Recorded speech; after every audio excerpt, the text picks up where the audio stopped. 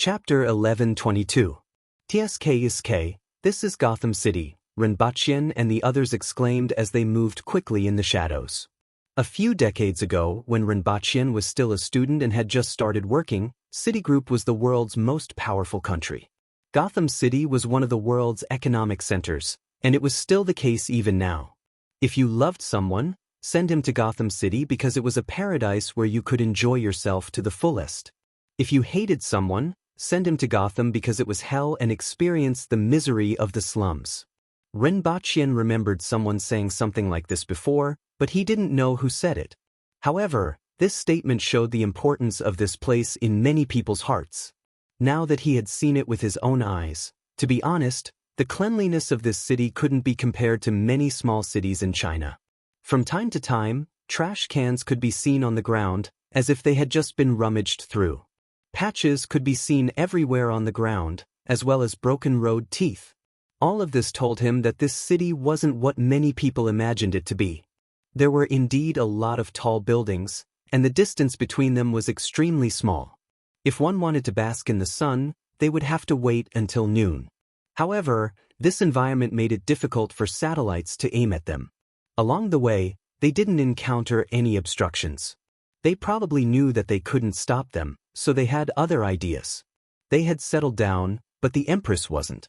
Every time she took a step, her strength would travel from the soles of her feet to the ground and spread out.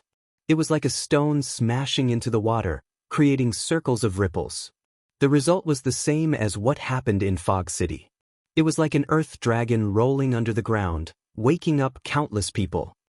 Rest for a while and herd the goats tomorrow. Renbachien comforted the Empress. This was his plan before he came. The Empress was like an angry hedgehog that could explode at any moment. Renbachien could only comfort her with a few words. Herd goats? Qin Chuan and the others were puzzled. They didn't dare to talk to the furious Empress, but it wasn't a problem to ask Renbachien. Just like herding four-corn cows. Renbachien rolled his eyes. After all, there were only a few of them. Even though they were experts, could they kill everyone in a city with a population of more than 10 million? Furthermore, Renbachien wasn't prepared to cause such a large massacre. He wanted to cause a scene for revenge. However, there was no need to slaughter the civilians. Just let them go free, just like those ranches' flocks of sheep needed to be herded. Along with a few shepherd dogs, Qin Chuan and his group were shepherd dogs. Driving half of New York's citizens to wherever they wanted like sheep was actually quite a thrilling thing to think about. Actually, everyone didn't really need to rest. Putting the others aside, Renbachien could go 2 or 3 days without any problems if he needed to. However, waking up the entire city in the middle of the night and torturing the people of Gotham City was not a very ethical thing to do. In addition, too many people were sleeping. If they were to fight now, there would be too many casualties. Renbachien had always firmly believed that he was a pretty good person. Other than himself, he had never seen anyone who was so considerate of the enemy. On his way to Manhattan, he could see many helicopters leaving in a hurry from the rooftops. Many rich people probably ran away after getting the news. After all, Citibank belonged to the rich. These rich people were naturally the first to receive the news. Of course, they were the wealthiest. Now the president and his cabinet are still struggling to tell the people of New York to evacuate, which would obviously cause chaos. In particular, if a country couldn't protect its own people under the hands of 10 people, one could imagine what would happen to them. However, if they didn't inform the people to evacuate, there would obviously be more serious consequences. No matter what, this president and his cabinet wouldn't have a good ending. Let's find a place first, Renbachien instructed. After Renbachien instructed, Feng Shuo took the opportunity to lead everyone to a high-rise area in the Upper East District. This is the gathering place of the rich in Gotham City. Many of those rich people on Wall Street have mansions here. The Citibank government definitely wouldn't dare to cause any trouble here. Feng Shuo said to Renbachien. Renbachien smiled and didn't say much. Even a corner dog would jump over a wall, let alone a country's government. Under normal circumstances, the Citibank naturally wouldn't dare to cause any trouble here. However, compared to the destruction of Gotham City, this place was nothing. They randomly found a building in the middle of the building, tore down the door, and knocked out the owner. Ren Baqian went to the bar and found a few bottles of wine. He poured a glass for the empress and threw 2 bottles to Qin Chuan and the rest. Take a rest and wait for tomorrow morning. Tiske, it's not that good. It's not as good as your wine. Qin Chuan took a sip and smacked his lips. The wine that Ren Baqian brewed during the gamble with the Zhang family was really memorable for a few days. Unfortunately, Ren Baqian didn't brew any more after that. Of course, even if he did, it wouldn't be his turn. With the empress's alcohol tolerance, a few tons of wine a year was only enough for her to drink. The Zhang family brewed another batch of wine. I will process it later and share some with you. Ren Baqian shook his head slightly. He didn't think much about wine and mostly drank with the empress. He contacted Yang Sen from the Messier 87 department. It was early in the morning here, which was afternoon in China. The timing was just right. Mr. Ren, you have created a big commotion. Yang Sen couldn't help but exclaim after the call. Ren Baqian and the others were in Gotham City, and countless people in China were paying attention. The previous battle was practically a live broadcast. Many of those who were tempted to cause trouble were now well behaved. They really couldn't afford to offend them. Fortunately, that person from above suppressed them. Otherwise, Ren Baqian would have dealt with them when he returned. Is there anything I can help with? Yang Sen asked. Of course, the nation definitely wouldn't get involved on the surface and would even pretend that they didn't know anything. I'm suddenly blind, and you guys can do whatever you want. Make a few pieces of armor, weapons, and food, Ren Baqian said. Although there were only 10 people, the amount of food consumed in a day was definitely not a small amount. It was easily more than 5,000 kilograms. With such a large amount of food, even if they could obtain it through various means, a lot of it would definitely be done by others. As a country, they had the ability to do so. I don't want compressed food. Ren Baqian said first and then told him the quantity. I will help you contact them and try to arrange it, but it may not meet your requirements. After all, this isn't in China. Now that the matter has become so big, countless people are watching you, and it's very difficult for us to do it. Yang Sen was a little embarrassed, but he still agreed. As for the weapons and armor, are they cold weapons? Yang Sen guessed. In the battle just now, those people wielded knives like meat grinders. They probably wouldn't be interested in ordinary firearms. Of course, the weight doesn't matter as long as it can protect the vital parts and doesn't affect the movement of the joints. I want the best metal that can at least withstand the laser for a short period of time. Ren Baqian felt that although the power of the laser wasn't small, the attack frequency was its biggest weakness. As long as there was armor that could withstand it for a short period of time, it wouldn't pose too much of a threat. He then asked Qin Chuan and the others about their requirements and reported the measurements and requirements. It needs to be sent to the Maple Leaf Kingdom first before being transported to the United States. It will probably be delivered to you in 36 hours. They didn't rest until dawn. First, a hypnotic gas appeared out of nowhere, causing Qin Chuan and the others to yawn several times. Then, a missile streaked across the darkness of dawn and burst into flames in the night. The Americans are crazy. Feng Shua, who was dragged to the ground and woken up by a bottle of water, broke out in a cold sweat. This was the Upper East Side of Manhattan, the gathering place of the rich in Gotham City. The Americans even blew themselves up. They would be crazy if they didn't do anything. Ren Baqian smiled. He was already prepared for this. He then stretched his back and said, I originally wanted to give them some time, but since they are so impatient, let's start herding the sheep. End of the cell phone. Mi Omno advertising allowed 81 Zongwengxiushuing. Chapter 1123. Feng Shua thought the Americans were crazy. The U.S. Secretary of Defense also felt like he was going crazy. They were afraid to take action, but they had no choice but to do so. This was the true portrayal of their current situation. Manhattan, the economic and cultural center of Citigroup, where most of the world's top 500 companies were headquartered, was also home to the largest number of wealthy people in the country. Although some had left last night, this was only a small portion of the top tycoons. Most of the people were still here. Renbachien, the empress, and the rest felt as if they were stabbing into the hearts of their enemies, causing them to be in so much pain that they wished they were dead. If a disaster were to happen here, the entire economy of Citibank would be hit hard.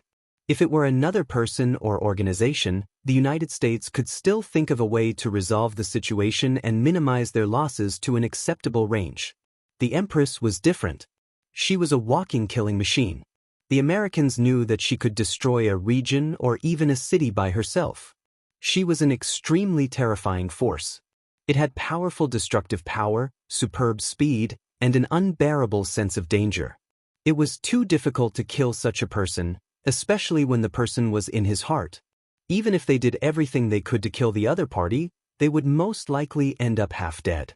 This was no longer a case of sacrificing 800 to kill 1,000. In the eyes of some of the higher-ups of the United States Army, this was already a case of sacrificing 80,000 to kill 1,000. However, they didn't have a choice. They had to do something. No matter what they did, it couldn't be worse than what they were doing now. The hypnotic gas and missiles had all been used, but there was almost no effect. The other party actually didn't suffer any damage at all. This made the hearts of those who were waiting for the result go cold. In that case, all sorts of tricks were prepared to be used next. Before that, a few men in black suits appeared in his line of sight. "Gentlemen, perhaps we can talk." Renbachien grinned. Such a familiar smell, such familiar words, and even the clothes were so familiar. They just bombed us with missiles, and now they're here to negotiate? Were you born in the year of the dog? However, before Renbachien could open his mouth, Lian Liang had already appeared in front of them with an evil grin on his face. With a slap, only a few headless corpses were left. Towards their enemies, Qin Chuan, Lian Liang and the rest never spoke any nonsense. Don't you have the slightest bit of respect for life? An image suddenly appeared in the air. It was one of their targets. Life? Reverence? Isn't it ridiculous? Why didn't you say anything when you cooperated with the Rising Sun City to set a trap? Why weren't you in awe when you blew up the plane? Now you're thinking of reverence. Renbachien felt like laughing.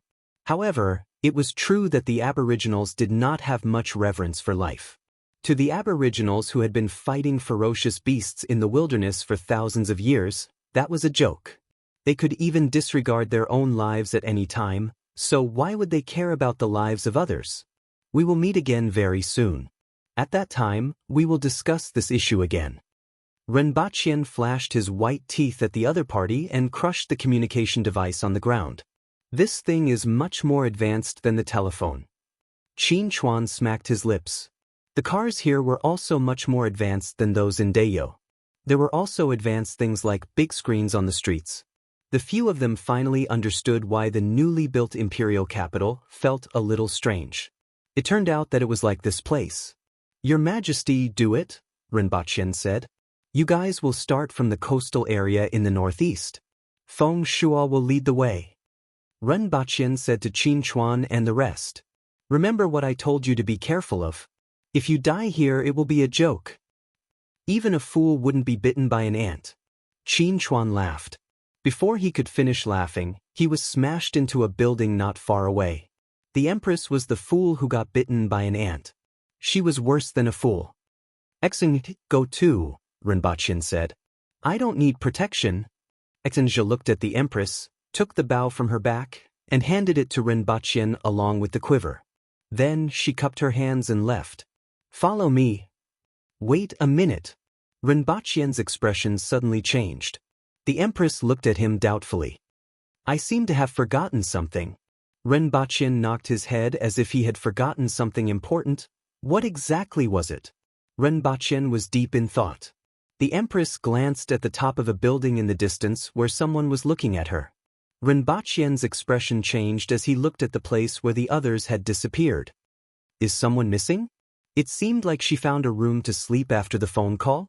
When the missile exploded, everyone jumped down in advance. Why didn't anyone call for her? The main reason was that her presence was too low. All she did was sleep every day. Renbachien didn't remember her existence until now. The Empress looked at Renbachien, then looked at the half-destroyed building and the survivors who were running out of it. After thinking about it carefully, someone was indeed missing. I'll go and look for her. Ren Baqin moved closer in a flash, stepped on the outer wall, and jumped onto it. However, it was easier to find a foothold in such a ruined building than an ordinary building. According to his memory, all 5 floors were in ruins. 2 of the floors had turned into big holes, and the original room was nowhere to be seen. According to the position, only a pile of broken concrete was left in the corner of the broken wall. It was very likely that Lin Xiaola was under this pile of concrete. Rinpoche's heart tightened. He didn't know if Lin Xiaola could survive under such circumstances.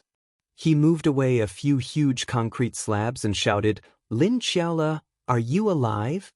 I'm below." Her voice was a little weak as if she was injured. Rinpoche was glad that such a big explosion had turned several floors into ruins. It was lucky that Lin Xiaola wasn't dead.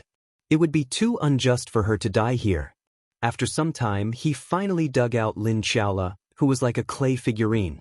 Rinpoche was slightly stunned to see that the person in front of him wasn't the Lin Xiaola of the past. She had round ears on her head, and her face seemed to have grown a little. Most importantly, the clothes on her upper body were all torn to pieces, revealing her 2 trembling breasts. This was completely incomparable to her in the past. He had seen this body long ago. He had seen it on a flat board after her transformation and even tied her up. He had touched everything that shouldn't be touched, so there was nothing strange about it.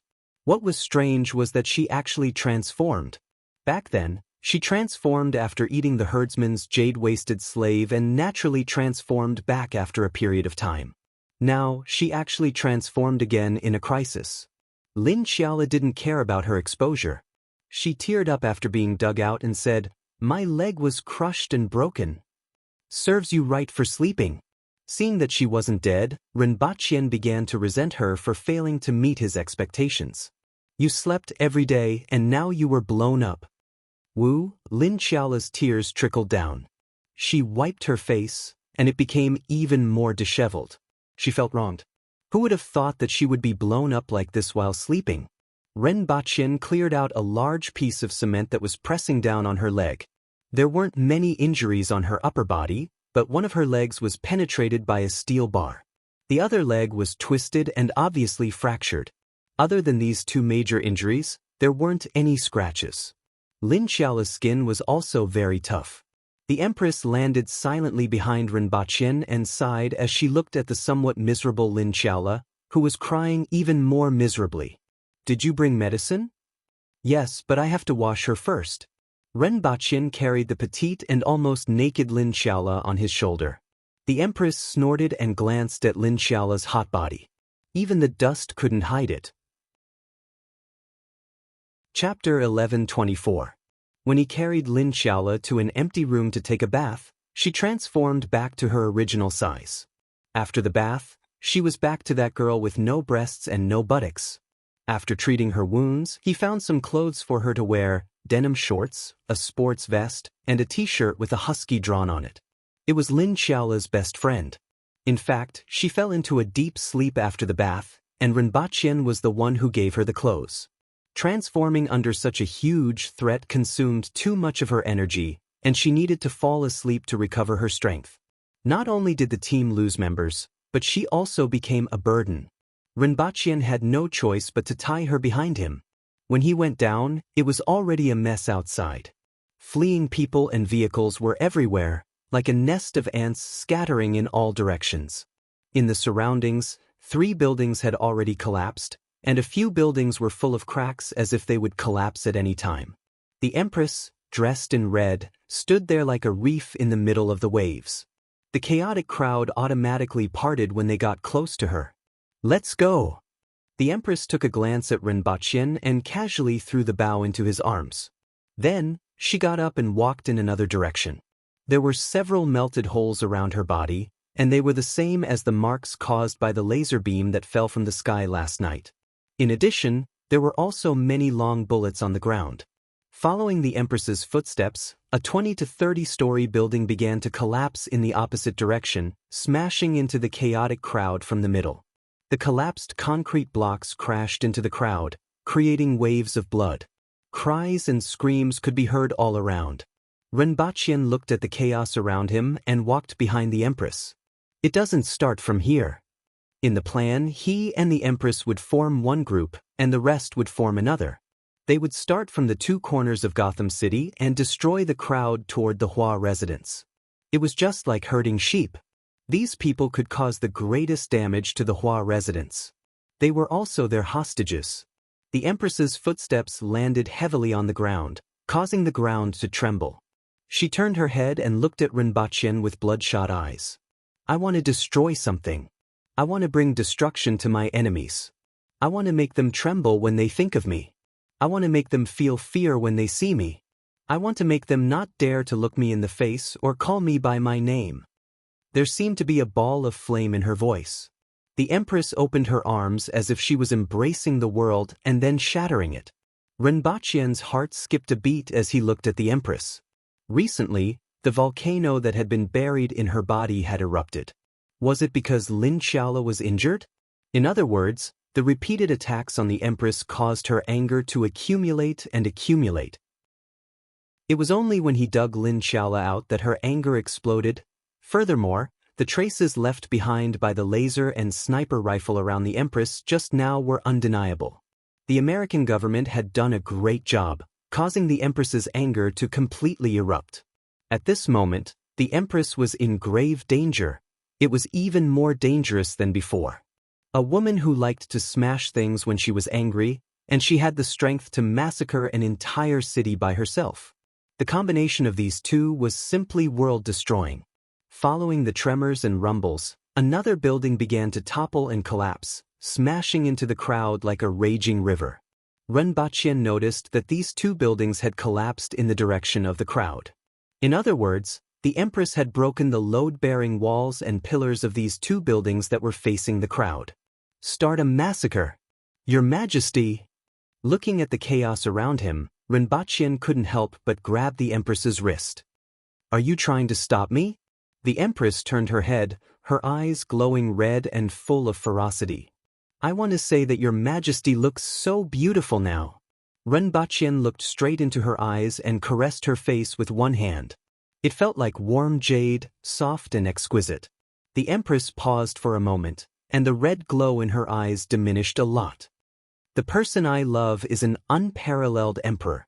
There's no need to believe it. This is an unquestionable fact, Renbaqian said softly. The red glow in the Empress's eyes diminished a little, and her original black pupils began to show. I would like to ask for permission. I really can't help but kiss Your Majesty now. Renbaqian hugged the Empress's waist and smelled her fragrance. The red glow in the Empress's eyes diminished again. Renbaqian leaned forward slightly and kissed her. He felt the heart-stirring softness, licked her red lips, and shouted, I will never let go of you in this lifetime. The Empress's eyes were completely restored to their original clarity. The Ministry of National Defense, who had been observing the two of them with satellites and surveillance cameras, as well as some people who were watching this scene through other channels, were dumbfounded. What was going on? Was this a public display of affection on the battlefield? Renbaqian was proud of himself. He was indeed the best. The Empress wouldn't behave like this in the past, even in battle. She would only behave like this when she was completely enraged. She was like a ferocious beast that was too dangerous. She was like a sharp blade that hurt others and herself. Then, a bullet hit the Empress's head, deformed, bounced off, and a strand of her hair fell. In the blink of an eye, the Empress's eyes emitted a red glow. While bouncing off Renbaqian, a longbow and a bow and arrow appeared in her hands. The air was torn like silk, and a white line appeared after it was torn. The sniper on the distant building exploded into a mist of blood. The building in front of them began to collapse, and a black shadow directly covered their heads. Damn it! Renbaqian was furious. He was using his ultimate move to reduce the Empress's anger, but the two of them were increasing the Empress's anger. Even the heavens wouldn't forgive them if they didn't die. Although he was angry, escaping was more important. He reached out to grab the Empress, but the Empress grabbed him by the collar and knocked him into the crowd. She knocked a bloody path out of the crowd. There was absolutely no need for the Empress to do this. She would never do this under normal circumstances. The Empress's favorite activity was to step on people's heads. However, at this moment, the Empress only wanted to tear everything in front of her to shreds. She brutally knocked through the crowd and past the collapsed building in front of her. The ground that she ran past was completely shattered, and her power and scrupulously penetrated through her feet to the surroundings without any restraint. Groups of people were blown to pieces as if a bomb had gone off in their bodies. Renbachien was thrown to the ground 2 streets away by the Empress. It was as if his body had fallen apart. Just now, the Empress had knocked over at least 7 or 8 cars while carrying him. If he didn't have a meat shield, he reckoned that a few of his bones would have been broken. After getting up from the ground, Renbachien hurriedly put down Lin Xiaola, who was on his back, and saw her spurting out small amounts of blood like a fountain. At this moment, she wasn't in a deep sleep, but had fainted. The Empress panted heavily. It wasn't because she was tired, but because the red color in her eyes was fluctuating, bright, and dark. Purple veins floated and dissipated on the surface of her body repeatedly. Renbachien couldn't care less about the Empress. He quickly checked Lin Xiaola's physical condition and reckoned that she had at least a few broken bones. Chapter 11:25. In the end, I was shocked by the explosion. Luckily, I'm on a higher floor. Anyway, there was no electricity. Everyone knows the rest.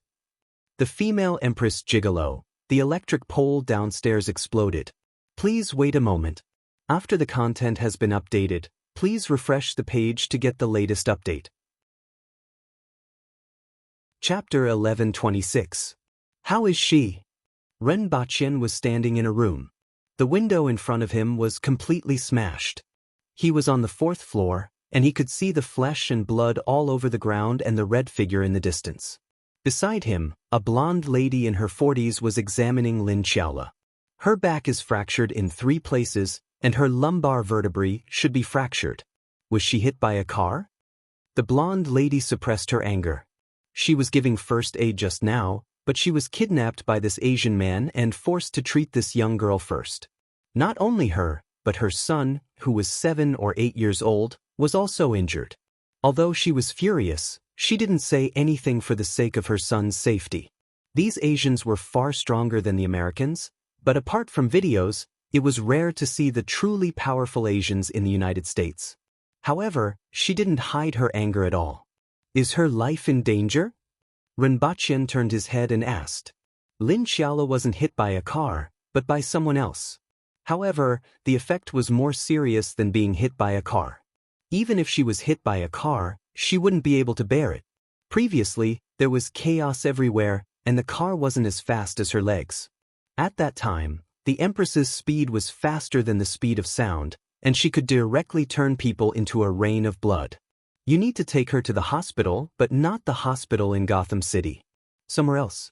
Gotham City is very dangerous now, and the president has issued a statement to evacuate the civilians temporarily. The blonde lady was a doctor after all, and she reminded Renbachien. Unfortunately, she didn't expect that the crisis in Gotham City was brought about by this person in front of her. She didn't see what happened after she was kidnapped, but she was puzzled as to why the noise outside was so much lesser and even quieter. The position of her bones is not off, right? Renbachien asked. No, the blonde lady replied. Well, I'll give you a suggestion. It's best to stay in the ruins. It's much safer than running around, Renbachien said casually. Just now, this woman actually stopped to give first aid to a passerby in such a chaotic situation. He had to admit that she was a good person. The lady glared at him, held her son, and ran downstairs. However, as soon as she went out, her legs gave way and she sat on the ground. Her face was pale and her eyes were filled with fear. She saw countless broken corpses on the street outside. Not even a complete corpse could be seen. The wreckage covered the road. Previously, there had been countless civilians fleeing on this road, but now, those people had become corpses. It was as if a bomb had exploded from the inside, and the ground was covered in flesh and blood. The woman quickly buried her son's face in her chest. She could no longer endure the turbulence in her body and directly vomited. Even if he was a doctor, the scene in front of him was too terrifying. It was like hell on earth. He took out some ointment from the pouch at his waist and applied it on Lin Xiaola. Her back was fractured in 3 places, and her hip bone was also fractured. Then he fed her the medicine. He dipped his finger into her mouth and poured a few mouthfuls of water. Being sick for a long time made one a doctor. His movements of applying medicine and feeding medicine were very agile. At this level, he could at least be considered as half an orthopedic surgeon. He knew very well that even if he used medicine, it would take him 3 days to recover from this injury. Lin Xiaola's bloodline was special. She might be able to recover faster than him, but it would only be half a day faster. Fortunately, even though it would take 2.5 days for her to recover, she would be able to walk on her own in 1 day and move around in another and a half days. He tied Lin Xiaola behind him again and jumped out of the window. The street was like a sea of blood. Ren Baqian swept his gaze across and saw the golden-haired female doctor. However, her condition wasn't right. It was as if an invisible rope was strangling her neck, and she had difficulty breathing. Asthma? This thought flashed across Ren Baqian's mind. He saw the child in her arms fall to one side and in the same state as her. Both of them were also violently convulsing. Damn, it's poisonous gas. Ren Baqian immediately reacted. He was too familiar with this thing. It was colorless, odorless, and extremely difficult to detect. Even an earthwheel expert could only last 2 minutes longer than an ordinary person. If it weren't for the 2 ordinary people here, the situation would have been quite serious by the time he realized it. Ren Baqian held his breath. Even though he could also inhale it through his skin, the speed was much slower. He stomped his feet and turned into a shadow. After a few steps, he landed beside the Empress and grabbed her with one hand. "Your Majesty, there's poisonous gas here. Let's go." The Empress had massacred an entire street. Her anger had dissipated a lot, and she was much more clear-headed now. She pulled Ren Baqian into the air and landed on the top of a building in the distance. Below them was a surging crowd of refugees. With them around, any poisonous gas could be detected in time. Ren Baqian tried to contact Feng Shuo, but no one answered after half a minute. Ren Baqian knew that the other group was probably in a similar situation as him and had also encountered poisonous gas. Feng Shuo probably couldn't escape the fate of death, but the others should be able to react after discovering that he was poisoned. Ren Baqian had instructed them on the road and when he was resting yesterday. Besides some weapons that he knew, it also included poisonous gas. After all, this thing couldn't be avoided. Don't be in a hurry to kill people. Ren Baqian saw that the Empress was about to make a move. He reached out to hold her hand and intertwined his fingers. The President of the United States has just issued a wartime order to mobilize the people of Gotham City to leave, Ren Baqian said. The streets are full of people now. When they gather together, we can drive them away from the rear. Ren Baqian pressed on his communication device and played the video of the President's speech. Ren Baqian took a few glances and laughed. They don't dare to not mobilize the people of the city. Both sides fought in Gotham City, causing countless deaths and injuries. Now that the people of the city are moving, we will follow them and turn the United States upside down like a wildfire spreading. They can't do anything even if they know. They just have to be careful not to fall for their tricks. Unless they drop nuclear bombs on their own land and on their own people. Otherwise, they can only watch helplessly. The Empress stood at the edge of the rooftop and looked down at the crowd. Her eyes were still flickering with a dark red color, and it seemed like she wanted to go down and kill again. Ren Baqian's gaze was also changing as he stood behind the Empress. He was prepared to set off a reign of terror in the United States, but he wasn't prepared to let the high-ranking officials off either. However, he hadn't considered whether to start a massacre or a massacre. Given the density of the crowd below and the Empress's indiscriminate attacks within a radius of a few hundred meters, it wasn't impossible to kill hundreds of thousands of people. Previously, the Empress had killed at least thousands of people on the streets. Including Qin Chuan and the others, who didn't know the current situation, it was estimated to be tens of thousands. It was completely possible for a few people to kill hundreds of thousands of people. The denser the crowd, the greater the damage. Then what would be the reaction if they really killed hundreds of thousands of civilians? What would be the reaction of the other countries, not the United States? At present, he and the Empress were like the demon kings of this world. He didn't want to kill too many people and end up killing himself. Your Majesty, there's no hurry. Rinpoche held the Empress's hand and interlocked their fingers. Tens of millions of people want to leave Gotham City, and they won't be able to do so in a short period of time. After speaking, Rinpoche looked up at the sky. He wasn't sure if it was because he was afraid of provoking the Empress to kill the civilians below or because he already knew that the Empress had sharp senses and that the lasers couldn't hurt them, but they stood on the rooftop for a while and didn't attack. However, there were many helicopters, flying cars, and flying motorcycles hovering in the sky in the distance. What are you waiting for? The Empress turned to look at him, and the red light in her eyes dimmed. Rinpoche glanced at her and saw that her eyes were red. They weren't bloodshot like other people's eyes. Instead, they seeped out of her pupils like a burning flame. It was extremely special, and he didn't know why. I reckon that this time, everyone will have a new understanding of our strength. After giving them time to accept it, Rinpoche rubbed his chin. It didn't take long for his mood to turn sour. Would his hair and beard grow out one day? And the bird's nest? Chapter 1127. At this time, many people were watching an image of a woman in red. With a single step, everyone within a radius of hundreds of meters exploded, and the chaotic street instantly turned into a sea of blood. The smell of blood passed through the screen and made many people feel uneasy. As Rinpoche thought, the Empress's actions this time scared many people. Although she had previously destroyed an army in the Rising Sun City and destroyed countless buildings with her steps, she wasn't as unscrupulous as this time. She attacked indiscriminately. Under such an attack, any army would be powerless to resist. Even 100,000 elite soldiers would be destroyed in an instant in the face of such an enemy. The woman looked delicate and heroic. Her red clothes were like fresh blood, and she stood there looking fierce and awe-inspiring, making people shudder. It wasn't just her killing methods, but also her indifference to human life. It wasn't scary to have strength as long as there were means and moral constraints. However, those who were strong but unrestrained were the most terrifying. In China, some people who were ready to make trouble were sweating profusely.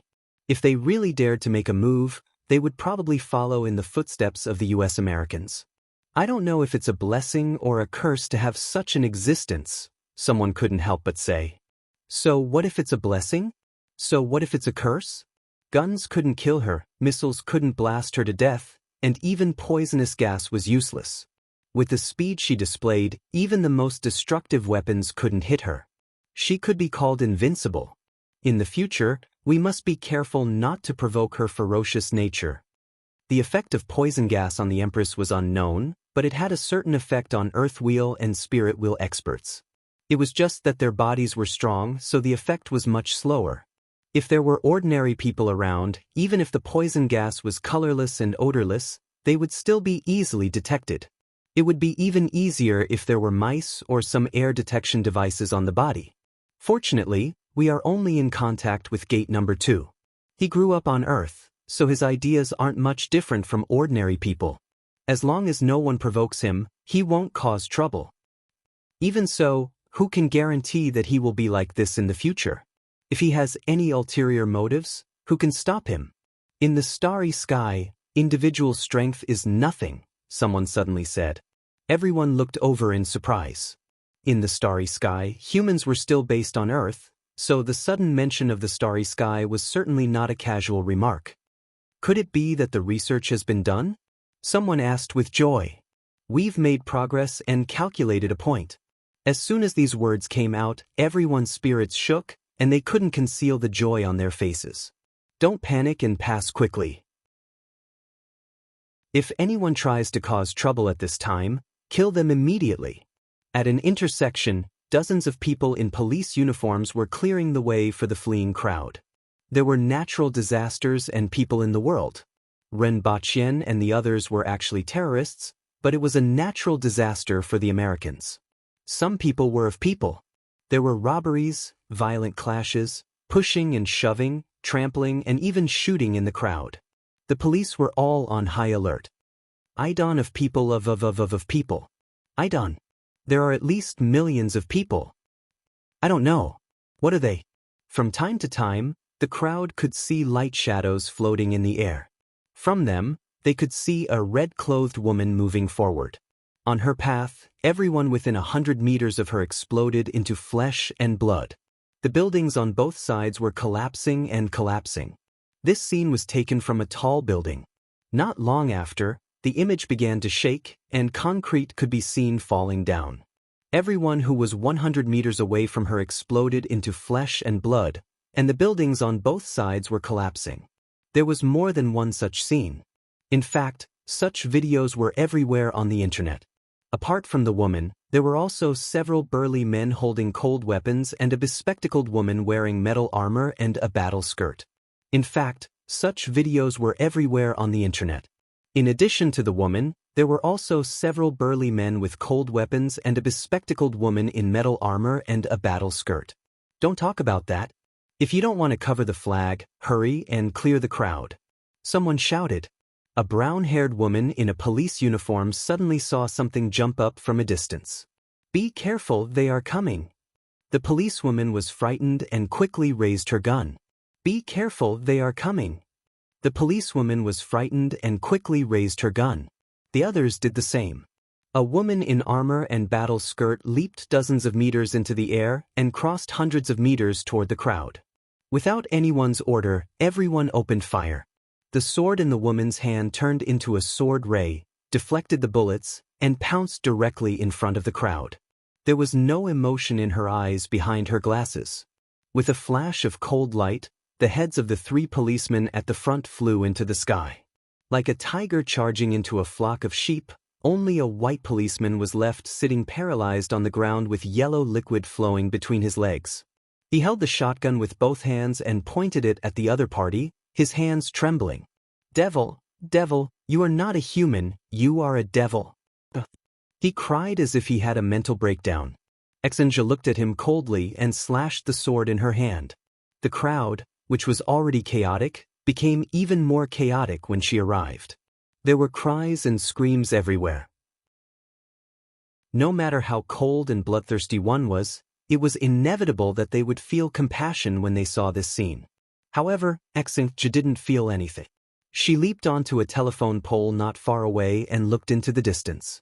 There was a viaduct in front of her, and there were troops setting up defenses on it. She pounced over like lightning, and the sword in her hand smashed into the line of defense of the troops like a sledgehammer. The entire viaduct was immediately broken, burying the troops below. Countless Americans were at a loss. Why was there such a person? Since there was such a person, why didn't superheroes appear? I'm hungry, the Empress said as she landed beside Rinpoche. The ground below had collapsed a few meters. Originally, there was a subway line below, and many people were hiding in it. However, at this moment, a section of the subway line and the stations along the way had completely collapsed. The Empress had killed countless people, and the ground below had turned into a sea of blood. However, there wasn't much of the smell of blood on her body, and she still had that alluring fragrance. When she said, "I'm hungry," although her voice was cold, Rinpoche could hear a hint of a young girl's coquettish tone. "I'll get someone to prepare." Rinpoche first contacted someone. There were people from China in Gotham City, and they were hiding underground. They even used all their connections to prepare some meat that was enough to feed 1,000 people. It was probably only enough to fill the stomachs of the Empress, Qin Chuan, and the rest. With this amount of food, ordinary people couldn't afford to feed them. "Let's go and find Minister Qin and the rest. Once we find them, we can start eating," Rinpoche said. Although Gotham City was huge, it only took 2 breaths to travel a kilometer under the Empress's feet. It wouldn't take much time to find them. After seeing them, Rinpoche looked disgusted. He saw that Qin Chuan and the rest were covered in flesh and blood, and the thick smell of blood was nauseating. Only Exanja looked clean, but the smell of blood was extremely strong. The only thing that made him feel regretful was that Feng Shuo had indeed died from the poison gas. Now, each of them had a cat or a pet dog tied tightly around their waists. They were as pitiful as they could be. They used these little things to detect the poison gas in advance. When they arrived, it was a basement. There was a big metal door on the outside, and the area inside was huge. There were 6 Chinese people inside. When they saw them come in, they trembled with fear in their eyes. They already knew about what was happening outside through the internet. Even if they received orders, they would still feel fear when they saw these people. This wasn't a matter of killing a few people. They had seen many of such people, and they wouldn't feel anything. However, the people in front of them had killed tens of thousands of people with cold weapons. They weren't like nuclear bombs that could be detonated with the press of a button. Even the most courageous people would feel fear when they saw them. Someone wants to talk to you. A bearded man threw a communication device over and retreated. He didn't dare to go near them. Philippine Chinese. Chapter 11:28. Norman Board sat in the president's office with a pale face. After mobilizing the people of Gotham City to evacuate, he had been in the same position since he returned here. The biggest problem now was how to stop those people. If they couldn't be stopped, then they would find a way to negotiate. From the current situation, it was not impossible to negotiate. Although the goal was very tough, the United States was a country after all, and the other side had a precedent of negotiating with the Rising Sun City. It was just that the other side did not give them a chance to negotiate at all. They had to take the initiative to find this opportunity. Then what price would they have to pay? Thinking of this, Norman Board's face was bitter. He could be said to be the most incompetent president in the history of the United States. Even if this matter could be solved in the end, he would be finished. After a long silence, Norman Board sighed. Let's see what the consortium had to say first. He needed their support. He pressed a button on the table, and a middle-aged man walked into the room in a moment. Before he spoke, the communicator lit up. Seeing the name displayed on it, Norman Board immediately connected. Mr. Mellon. Mr. President, do you have a solution for the current situation? The other end of the communicator was a middle-aged man in his 50s. In fact, he was 10 years older than he looked. It's difficult for our soldiers to defeat them. We've tried, but we've failed without exception. It's not that the military is incompetent, but that the other side is too powerful. You must know this. We need to find a way to negotiate with the other side first. Even if we have to pay a price, then we can find a chance to retaliate. I'm trying to get in touch with them now. Mr. President, you're very clear-headed. You know what to do. But have you thought about what kind of price to pay? The price must be high, but we should be able to afford it, right? In fact, I wanted to contact you a minute ago. I need your support, Norman Board said slowly. He must get the support of the other side, and the other side must support him. Because this matter itself had the intentions of some consortia. Many people were very interested in the two people themselves, hoping to study ways to make people stronger from them. Yes, we support you, but we hope to show more sincerity with a smaller price. Mellon smiled. This is difficult. No, it's not that difficult. Mellon's smile and words made Norman Board have a bad feeling. This time, someone has to sacrifice something. In their hearts, you are their enemy, the main culprit. Perhaps Mr. Minister of Defense as well. Norman Board's eyes widened and his body trembled slightly. There was disbelief in his eyes. Aren't you afraid that I'll tell others? I won't agree, I'm just following your request. You will agree you still have family, they will live well. I told you, you're a very smart person. Besides, you have no choice.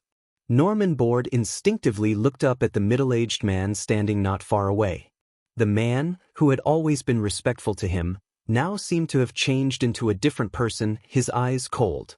Ren Xia, do you know? Something big has happened in America. A young girl skipped to the side of a young man. The young man was very handsome, and the smile on his face was very gentle. I already know. Ren Xia smiled. His smile was as gentle as usual, like the sunlight, dazzling one's eyes. The girl's face was a little shy, but her attention quickly shifted elsewhere. With your status, you must have known about it long ago. Was the video real? My worldview has been shattered. Was that really a human? The young girl had a shocked expression on her face. She was obviously frightened by what was shown in the video. In fact, very few people in the country knew about this matter. After all, the domestic internet was very tightly controlled, especially regarding this matter. Any related comments and videos that appeared on the domestic internet would be deleted within seconds. Most of the people who knew about this matter were those who went to foreign websites when they had nothing to do, or those who were more well-informed. It should be true. I heard that the people of Gotham City have already been evacuated. This information is correct, Rinxia said calmly. Of course, he knew that it was true. He even recognized the most powerful one among them and saw his uncle in it. He understood why his uncle was a henpecked husband. It was the same for anyone else. However, his aunt was really terrifying. Even though he already knew that she was a spirit will expert who surpassed low-level experts, he didn't expect her to be so terrifying. What was even more terrifying was that his aunt's expression didn't change much after killing so many people. She didn't hesitate at all and treated human lives as if they were worthless. He knew about the plane explosion and heard that the Americans were behind it, but he didn't expect his uncle and auntie to be so terrifying in the face of the second most powerful country in the world. They faced the entire country alone, and they were so fearless that the other party couldn't do anything to them. He doubted whether he could look them in the eye in the future. He also had other doubts. Who were the other people? Why hadn't he seen them before? Where did these peerless experts come from? How many of them were there? What exactly were the identities of his uncle and aunt? They made such a big deal out of this matter. How would things develop? Are they Chinese? Do you know who they are? Which department are they from? Can our martial arts reach their level? Rinxia occasionally responded to the young girl's words while thinking about his own thoughts. He took the communication device, played with it for a while, and threw it aside. Since they weren't contacting him directly, they couldn't be the important people in the country. The most likely culprit was the Americans. The country didn't want to get involved at the moment, so they contacted him through this method. Even if it was someone from the country, they were the middlemen of the Americans. Since the important people in the country didn't contact him, it meant that the situation was still acceptable to them, and his operation could continue. After all, he was mainly here for revenge and to deter others. However, this didn't mean that he was ready to cut himself off from the world. It wasn't a big deal to fight with the Americans, but he still had to be cautious about the opinions of some people in the country. After all, the Empress wasn't invincible, and he had a lot of needs on Earth. Like a banquet, the food was served in bowls and could be removed after 2 minutes. After eating a little, Rinbatxian began to browse the internet. At this time, the internet was in an uproar. The domestic internet was calm, but the foreign internet was like a typhoon passing through. Almost all of them were engulfed by what happened in the United States. There were all kinds of comments, including anger, doubt, sympathy, curiosity, and admiration. With such a powerful force, there were naturally people who yearned for it, but there were also people who labeled it as anti-human. The internet was in a foul mood. Thupin Chinese. Chapter 1129. In just half a day, the United States had already suffered huge losses. One had to know that the Empress had gone on a killing spree in Manhattan, where Wall Street and most of the world's top 500 companies were located. Almost everyone here was an elite from the Citibank and other industries. This was also the cornerstone of the country. It wasn't unacceptable to lose tens of thousands of people. However, the composition of the people made many people feel pain. Needless to say, the Empress's killing spree made many people afraid. The combat power she displayed could be said to be invincible. If she wanted someone's life, no one could stop her. In a situation where they couldn't defeat her, paying a certain price to make peace was the only option. However, Rinbatxian didn't even bother with their contact requests. As a last resort, some people had to urgently negotiate with the higher-ups of China. That afternoon, the casualties increased by tens of thousands. Now, the number of casualties had already exceeded 100,000. The number of casualties caused in just one day was enough to make the United States unable to recover for 10 years. Needless to say, The huge shock brought about by this incident had a similarly huge impact on the United States. That night, Rinpoche received a call from China. Mr. Ren. Yang Sun looked at the young man on the other end of the communication device with mixed feelings. It was hard to imagine that a few people could actually force such a powerful country to such a state. Even though he had been dealing with Rinpoche for many years and had a fairly deep understanding of him and number one, it was still hard to imagine. The President of the United States is dead. I haven't even gone to find trouble with him, but he's already dead. Don't tell me he died from fear. Rinpoche was stunned for a moment before laughing. Although not, it's almost the same. The President committed suicide, which can be said to be an apology with his death. Yang Sun sorted out his emotions. He knew that he couldn't escape. The power that you displayed is enough to prove that no matter where he is, he can't escape. Rinpoche was silent for a while. Things definitely weren't that simple. So, Rinpoche asked. Regarding the attack on you, the President and the Defense Minister issued the order. Although the Defense Minister is still alive, as long as you want, you can decide his life or death. This also includes those who have been through it. Deciding the life or death of a powerful country's defense minister was already unimaginable for ordinary people. It was even hard to accept that the head of the country and the head of the military could be abandoned at any time. But, as Yang Sun said, if Rinpoche and the Empress wanted to, they could kill anyone within a certain range. Is this an abandoned piece? I'm rather curious as to who talked to you. Rinpoche had some guesses. Although he didn't pay much attention to Earth in recent years, he still knew a little about the United States.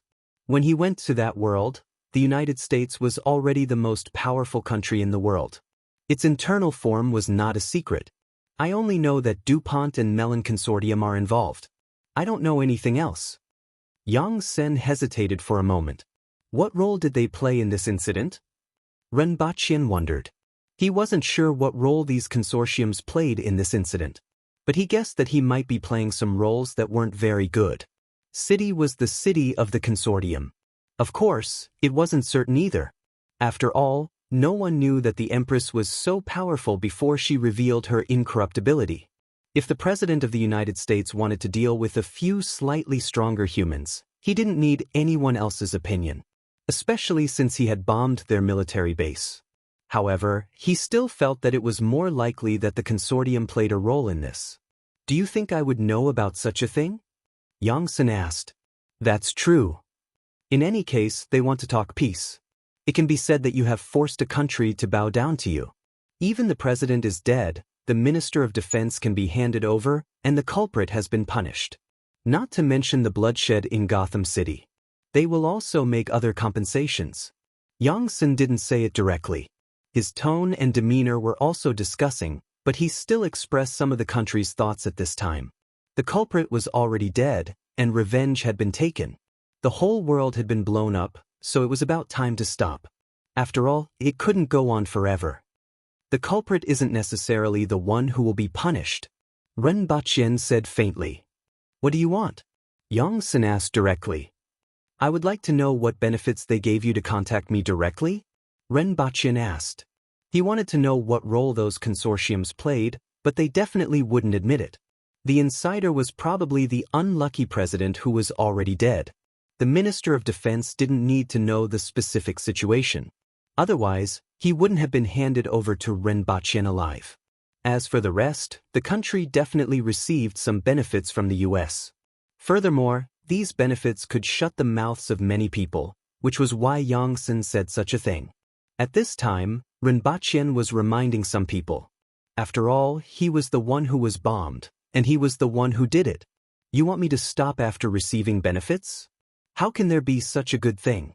It's up to me to decide when to stop. Yang Sen's gaze shifted as if he was looking at something. He then said, That gentleman wants to talk to you. Rinpoche nodded slightly. He switched the call to another number. The person talking to Rinpoche was one of the top figures in China. After talking for a while, Rinpoche's face revealed a shocked expression. After talking for a while, they ended the call, and Rinpoche fell into deep thought. The Empress wasn't nearby. Instead, she was stirring up a sea of blood in the distance. Ren Baqian put Lin Xiaola aside and stood on the edge of the 5th floor of a broken building. His eyes flickered incessantly. The news that he had just received was too important and too shocking. The Chinese Academy of Sciences discovered a curve in the universe that distorted the concepts of time and space. There were nodes on it, and one could reach other nodes through one node. The most important thing was that they had already calculated the location of one of the nodes. In other words, from the discovery of the curve and the node, mankind would enter the interstellar era. This discovery was enough to shock everyone. After all, entering the interstellar era meant that Earth had entered a brand new, vast, and filled with countless possibilities. To make a discovery in a short period of time and enter the interstellar era wasn't something that a country could do alone. It required the whole world to abandon disputes and participate in this together in order to achieve this. Not only did the US suffer heavy losses under the hands of the Empress, but it also paid a huge price to establish contact with China. This allowed China to gain a lot and occupy an absolute leading position when the world entered the interstellar era in the future. Under such circumstances, the matter between Rinpoche and the US was something new. Furthermore, Rinpoche would also benefit greatly from this. Not only would he receive a large amount of compensation from the US, but his and Ren Wanyan's industries would also be able to participate in certain aspects of the interstellar exploration. This benefit was too great. It was so great that Rinpoche couldn't refuse it. Chapter 1130. Father, why are you doing this? A young man rushed into the room and said angrily, "Are you questioning me, Charles?" The old man's voice was very calm, but it made the young man's forehead sweat. "No, I just don't understand." The young man slowed down his voice. "We are the Mellon family. We are one of the top 10 consortiums. We control everything in this country. Why would we admit defeat to a few people? Our glory has been torn to pieces. Don't let arrogance blind your eyes. We have already lost. Since that is the case, we should not provoke such a powerful enemy. We should quietly lurk and wait for the opportunity to come. We will take back everything." The old man's eyes were full of calmness. "We didn't do our best. Although they are strong, we still have a chance. Especially the president. Why did we abandon him so easily? Even if we want to push him to that position, it is not an easy task. He can still do more things. He is their target. Even if we must abandon him, there are other ways to make them pay a heavy price. For example, let him hide in the military base and then detonate the military base. Is this your idea?" The old man turned his gaze to him with inexplicable emotions in his eyes. The young man was stunned for a moment. His father was right. This was his idea, and it was one of the last choices. Before that, there were still many ways to try. No matter what, it should not be the current situation. Yes, they escaped the explosion on the plane last time. It was just that the power was not enough, and the range was not big enough. If the power is enough, I believe it can kill them. They are not invincible. They are not gods, nor are they demons. Even gods can be injured. The young man said his idea loudly. If the power was not enough, the equivalent would make up for it. As long as the power was enough, there was no one who could not be killed. How can you be sure that they will do what you think, child? The old man asked. Their target? But they are not in a hurry to kill the target.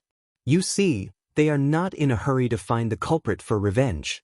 They can slowly kill in Gotham City until they reach Washington Mansion. And they did do so.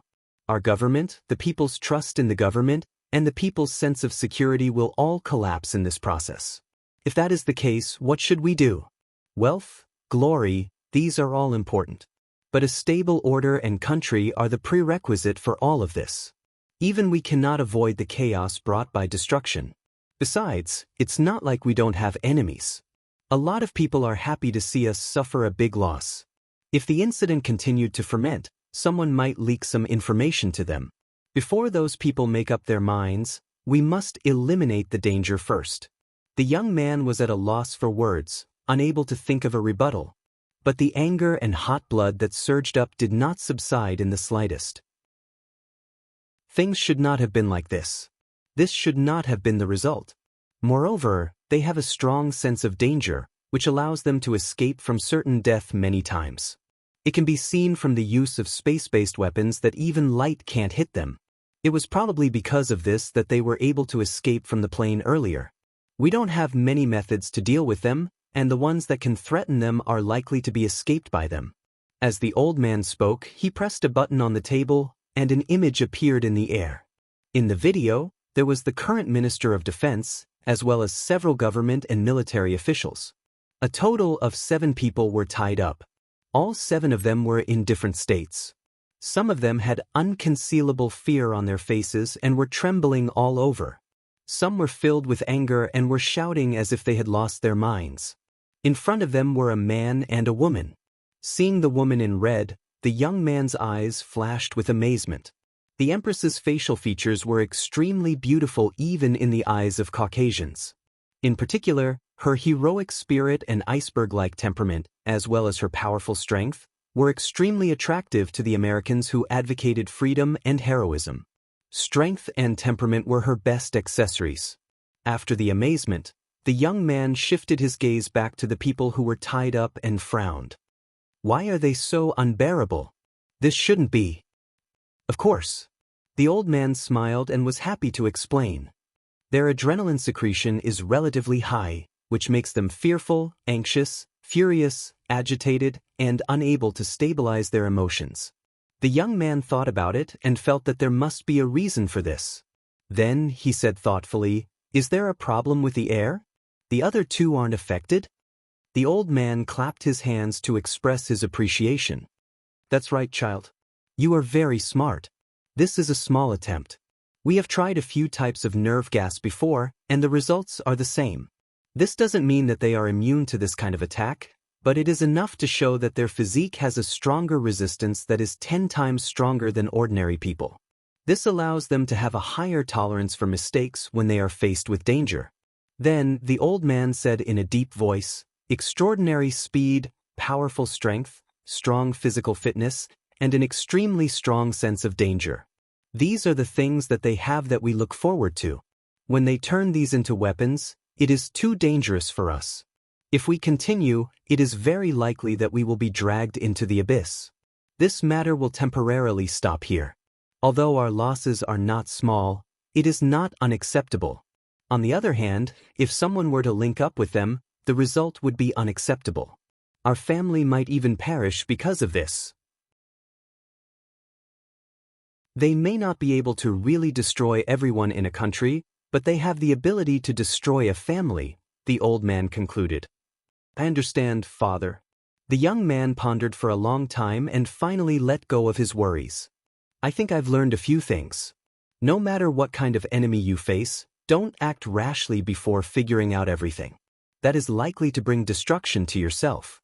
I am very happy that you think this way, but we can't be too restrained. After all, we are melon, and there are very few existences that can bring us danger. It is enough to maintain a certain degree of humility and caution." While the head of the melon family was teaching the children, Rinpoche looked at the few people in front of him who were bewildered because of fear and anger and felt rather bored. "These are the officials of the United States?" Rinpoche said sarcastically. It was hard to imagine that these people planned to attack him and the Empress. Of course, there was also the corpse of the president. In the face of life and death, these big shots were even worse than ordinary people. The Empress glanced at them and said, "They have been tampered with." "Forget it, it doesn't matter." Rinpoche put away his expression and also felt that it was meaningless to say anything to these people in such a state. He slowly extended a spear from his palm. "Devil, devil, you are the devil?" One of the officials said in horror and tried to shrink back. Unfortunately, he was tied to a chair, so his actions were meaningless. Rinpoche cut the throats of these people, turned his head to the side, and revealed a sinister smile. He pointed the spear in his hand, and the scene in front of the 2 people in the distance suddenly turned black. The Empress pondered for a while and asked, "Are there only these few people behind the scenes? There may be others. However, even if there are others, they are very well hidden. We don't have any information, so we can only stop here for the time being." We still have a lot of time, and there will be many opportunities in the future. As long as we know who else is hostile to us. Renbaqian turned his head to look at the Empress and felt that she was exceptionally beautiful these 2 days. He couldn't help but give her a hug. Immediately after, he felt a pain on his shoulder and saw the Empress pull out her finger. "Your Majesty, what are you doing?" Renbaqian looked baffled. This kind of pain was nothing, but the Empress's behavior puzzled him. The Empress gently put her blood-stained finger into her mouth as if she was tasting something delicious. "When I was killing these 2 days, a question suddenly appeared in my mind. What is it? What does your blood taste like?" "It's very sweet," Renbaqian was shocked. "Did you become obsessed with killing people?" Chapter 1131. Useless. Renbaqian wanted to scold her as he looked at her curled up on the sofa and slept until the end of time. This guy was really too useless. She was the only one who was seriously injured by an explosion and then hit by a car. In Renbaqian's eyes, she had already become the kind of person who couldn't be helped. She wasn't weak, but she wasn't reliable either. Especially when she was constantly in a state of craving for sleep, it could be said to be her greatest weakness. Perhaps she would only get better when she became an adult. Only God knew when she would become an adult since she was already over 50 years old. Renbaqian turned his head and looked at the Empress, who was watching the movie attentively, and felt a little worried. The Empress didn't seem to have any problems at the moment, but as the person closest to her, he naturally noticed something wrong with her. Ever since she started killing, she seemed to have a craving for fresh blood. Whenever she was with him, she always wanted to bite him as if he was more attractive than dessert. Just like what she once said, his blood tastes sweet. Also, the way she looked at him reminded him of a song called Bloody Love Story. Furthermore, she had shown a preference for blood wine and blood cakes these 2 days. This wasn't a good sign. He didn't know if the killings had caused her to have some kind of bias or if it was a problem with her. Even the Empress herself wasn't sure. If this situation continued, Renbaqian suspected that he would become a tyrant empress. Although she had a tendency to be a tyrant before, a bloodthirsty tyrant was obviously more serious. No matter how he thought about it, she was like a supervillain in an anime. After thinking about it, he threw these messy thoughts aside and decided to observe the Empress's condition first. Hopefully, she would gradually recover as time passed. "Your Highness, there's no more wine," Lian Liang shouted from a nearby room. Qin Chuan and the others were in that room and couldn't extricate themselves from the sea of wine. "Oh, I'll get someone to send it over," Renbaqian called out after he came back to his senses. "There's one more thing." Lian Liang hesitated. "Speak. Is there a girl?" Lian Liang laughed and explained, "It's boring with just a few of us. We need a few singers and someone to accompany us to drink." Renbaqian narrowed his eyes and glanced at them. All of them had thick eyebrows and big eyes, and none of them were good people. However, Qin Chuan and Tong Jinye had fought dozens of times at the top of a brothel. Both of them were experienced, and going to a brothel was like going home. The girls there were pleasant to the ear, beautiful and docile. But to say such words in front of the Empress, they were really not afraid of getting beaten up. "Forget it, I'll get someone to bring you there." Renbaqian rubbed his forehead and decided to get someone to bring them to the club. There was a pretty good clubhouse in Wuji City. The ladies there were generally at the man-wheel level, had excellent looks, were highly educated, or were skilled in other areas, such as playing the piano. Although it was a clubhouse, the girls inside also relied on their own abilities to make a living. They sold their bodies, not their skills. They were different from the flirtatious sluts outside.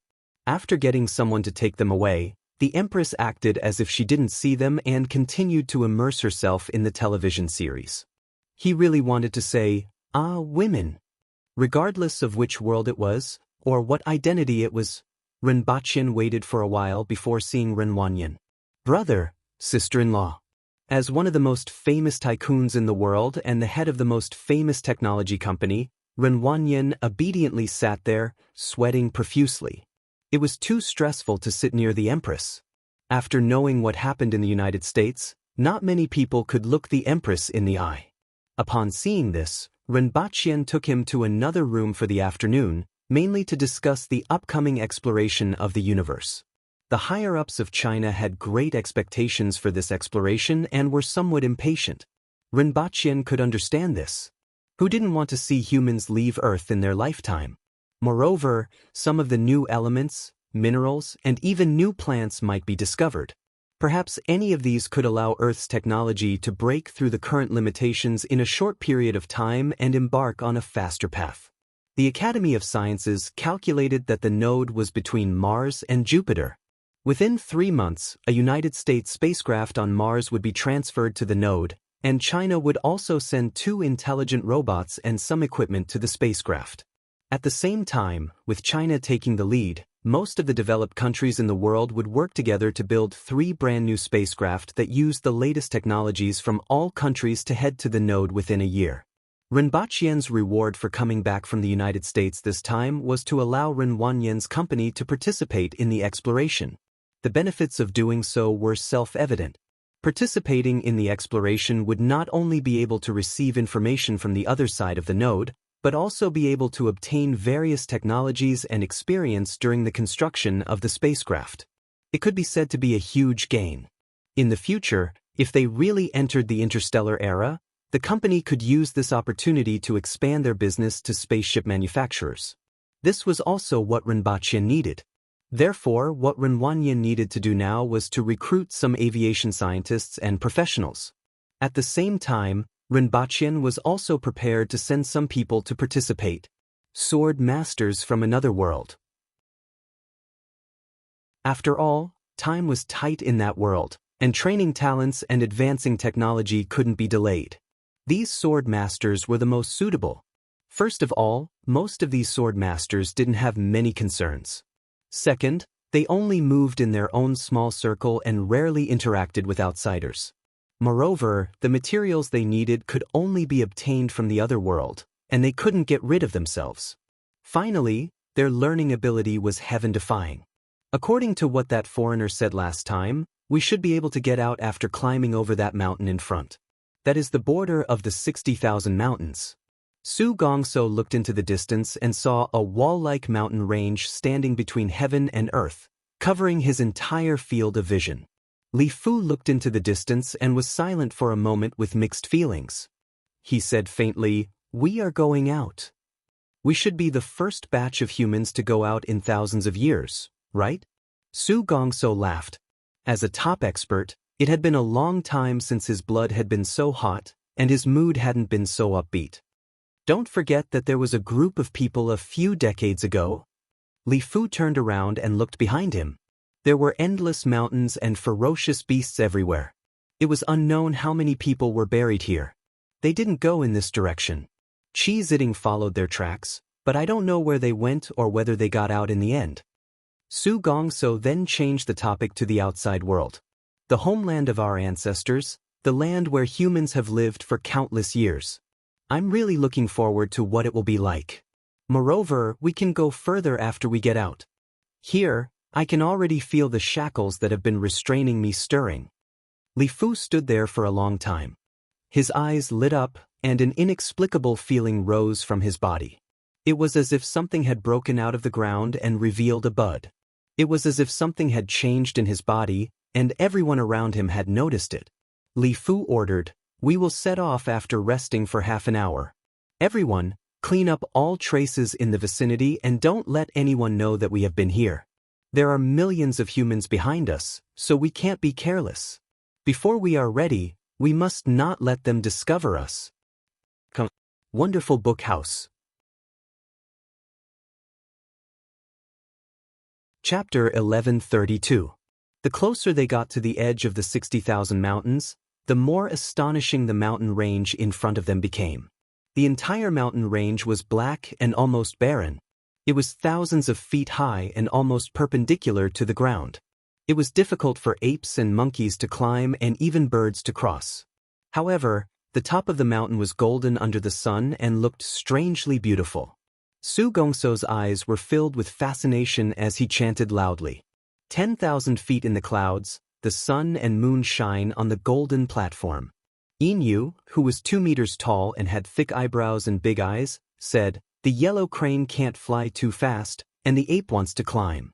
Great Xia emphasized literature, but there was little entertainment in this world. Most of the top experts had dabbled in music, chess, calligraphy, and poetry. If it was an Aboriginal expert, he could only sigh and say, "Damn, it's so F***king high and so F***king steep." Li Fu had these words in his mind, but he was too embarrassed to say them out loud.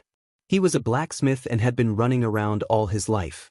Other than smithing, beating people, and surviving in the wilderness, he knew almost nothing else. "This doesn't look like a cliff. It looks like a huge wall. The majesty of heaven and earth is really amazing," Inu, who was close to the cliff, couldn't help but say. The continuous mountain range that they could see from afar was now completely revealed to them. Other than a few cracks in the distance, the rest of the mountain range was a straight line of cliffs. There were layers of lines on the cliffs, as if they were formed by some kind of black substance that flowed down and solidified. Other than that, there was almost no place to stay. If it wasn't for the fact that the mountain range was so huge, they would have believed that it was a man-made wall that separated the 60,000 mountains from the other side. The 2 cracks that they could see were where the doors were. There are probably foreign tribes at the 2 cracks. "Let's not alarm them and go up to the top to see what's going on," Li Fu said. As for the lack of a place to stay, it was easy to deal with. Su Gongso touched the surface of the cliff. It seemed to be made of metal and stone, but he didn't know what material it was. In fact, they had seen many things in the 60,000 mountains that they had never seen before, so they weren't surprised. Su Gongso pecked the cliff with his fingers, making a metallic sound. He only felt a strong force rebounding his fingers. He quickly shook his hand and took a few steps back. His fingers were slightly red and swollen. Everyone was surprised to see this. Su Gongso was one of the top 10 experts in the world, able to break steel with a casual strike. Yet, not only did he fail to damage the cliff in front of him, he even suffered a small loss. "This isn't an ordinary rock or ore." This sentence was nonsense, and everyone could see it now. "Let me try." Gao Yi raised his right hand, and a long spear appeared in his hand. Su Gongso was one of the top 10 experts in the world, yet he could not even injure him with a single strike. Although he had not used his full strength, the sturdiness of the cliff in front of him was evident. In this way, the experts who were weaker than him and were mostly empty-handed didn't need to make a move. Gao Yi was ranked around the 20th strongest expert in the world. The spear in his hand was extremely sharp, and it was a good opportunity for him to test it out. Following a few soft sounds, sparks burst forth. Gao Yi's expression changed slightly. Not only was this mountain wall incomparably hard, but there was also a rebounding force when the tip of the spear touched it, making him feel rather uncomfortable. He poured his divine will into the body of the spear, but in the end, it only left a few marks the size of rice grains on the cliff. "I don't believe that every part of it is so hard." Gao Yi's expression changed, and his body moved continuously. Following his figure, from low to high, from left to right, the sounds of collisions rang out incessantly. This time, everyone's expression changed greatly. The cliff with a circumference of a few hundred meters was actually made of such a material. It was incomparably hard and difficult to destroy with human strength. Is this cliff really a natural wonder? How could human strength create such a vast mountain range? Even the ancient human emperors couldn't have done it. How exactly was this cliff formed? Everyone felt that it was inconceivable. Li Fu stared at the cliff with rapt attention. A short rod appeared in his hand, and he fiercely tapped it forward. Like the sound of glass shattering, the cliff where the short rod landed cracked like a spider web. When the rod tapped it again, the cliff shattered into pieces, revealing a hole the size of a bowl. Everyone didn't know that Li Fu had already used the god's rod, which could see the weakness of an object, and only made such a small hole. They only felt that he was worthy of being the world's #1 expert. The cliff that everyone was helpless against was broken into such a large piece with just one tap of his rod. "This is metal?" Someone picked up the broken piece and asked in surprise. "It doesn't look like metal. It feels strange, somewhat like metal, but also like rock. Someone held it under the sunlight and said in surprise, "This thing can actually transmit light." One had to know that metals weren't able to transmit light. Most of the things that could transmit light were gems, crystals, jades, and other minerals like those in Dayo. However, this material was completely different to the touch. It was very rough, but it could transmit light, which amazed everyone. Li Fu tapped the ground with his rod again, causing the soil within a circumference of several meters to explode. The rock exposed below was as solid as the cliff wall. Following Li Fu's action, everyone started to work.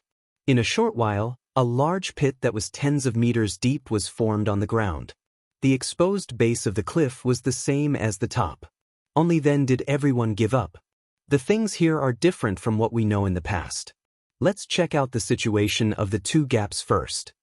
Li Fu pondered for a moment and said, originally, he wanted to climb to the top of the mountain and check out the two gaps. However, he needed to use the god's rod to form a foothold to climb to the top of the mountain. Even with his full strength, he could only use the rod 6 times. It was 3 kilometers high, and each gap was 20 meters. He needed at least 150 gaps. In addition, the higher he climbed, the more difficult it would be, and the greater the consumption. He estimated that it would take at least 1 to 2 months. Instead of doing this, it was better to check out the surrounding situation first. Go check out the 2 gaps and see if there's a place to climb to the top of the mountain. Be careful of the foreign races and don't get discovered, Li Fu ordered. In fact, when everyone came here, the situation of the cliff was almost the same as before. They couldn't see any place to climb to the top of the mountain, and they were just doing this while checking out the gaps. There were a total of 32 people present. After destroying the villages of the Thunder Barbarians and the 8-armed race, everyone was divided into 3 teams. One team was led by Chi Ziding and the other aboriginals to continue searching for the traces of the first emperor of Dayo and the ministers who had disappeared. The others were divided into 2 teams. One was to search for the scattered 8-armed race members, and the other was to find the exit. At the same time, if they encountered other foreign races and were discovered, they could use their superior strength to destroy the foreign race's village. One day later, everyone was within a radius of several kilometers of a gap. The roar of a monster could be heard in the distance. A moment later, everyone rushed over to investigate and found that it was a wild boar-like beast with scales and horns on its head. It was 7 meters tall and more than 12 meters long, standing there like a small hill. Even from a distance, they could feel the ferocity of the beast, which was at least at the level of a god. On the back of the beast, there were 3 hairy foreign races that looked like humans. There are indeed foreign races. No one was surprised.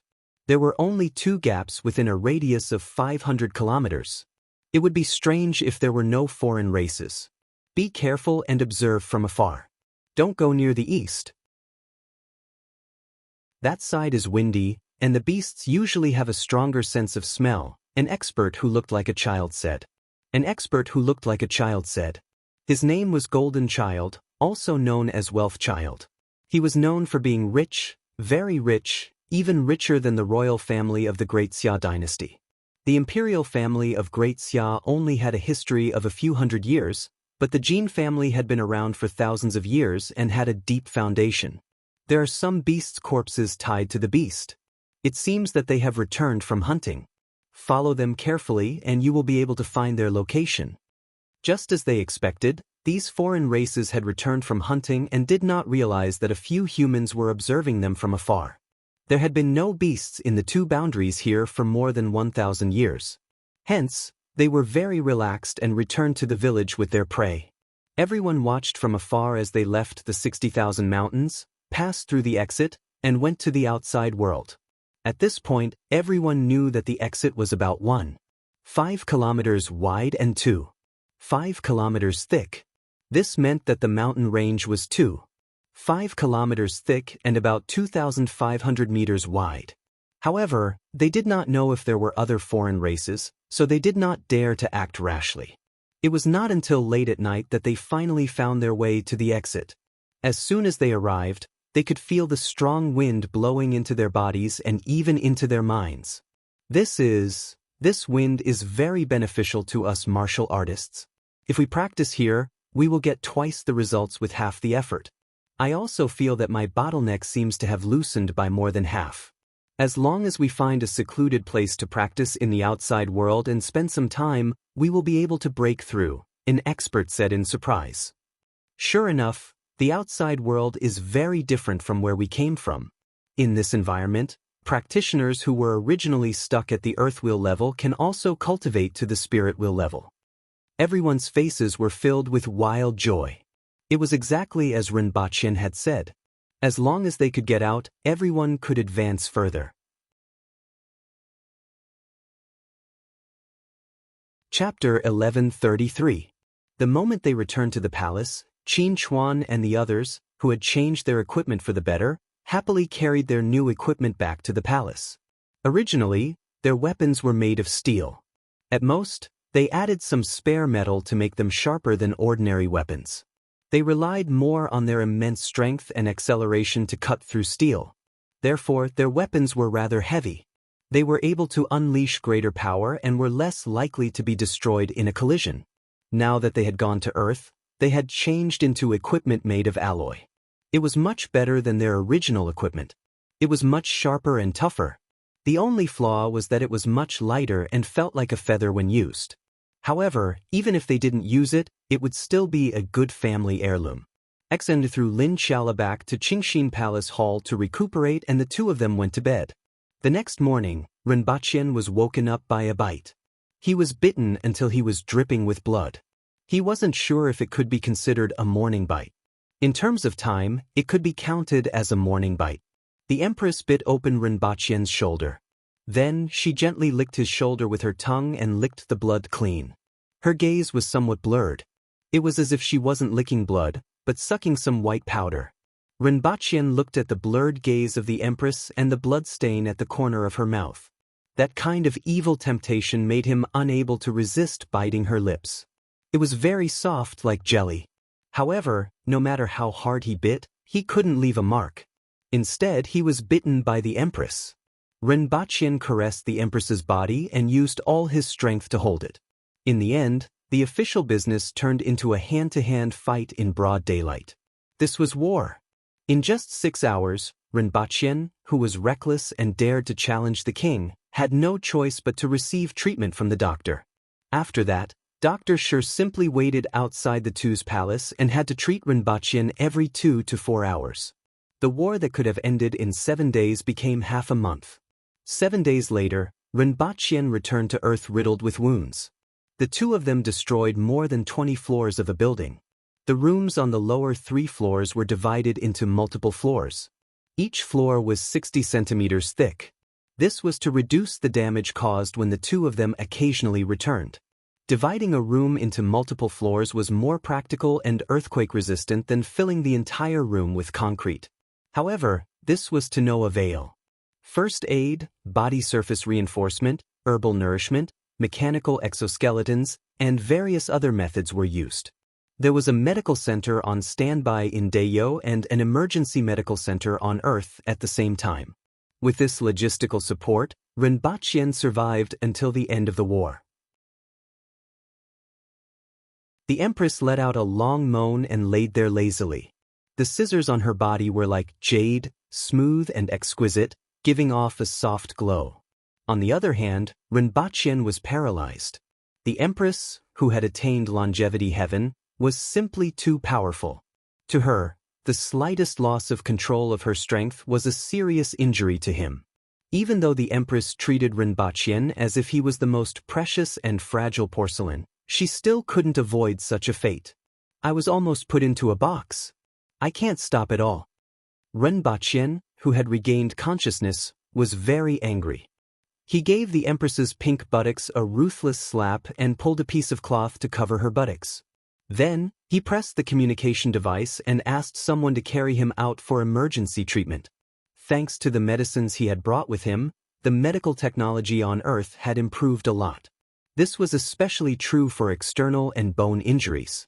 With the many new medical equipment and the plants from the other world whose effects were reduced by half, the final treatment effect was almost as good as that of the other world.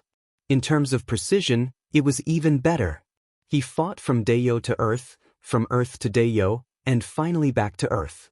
Renbachien was a living legend. In the eyes of many people, he was.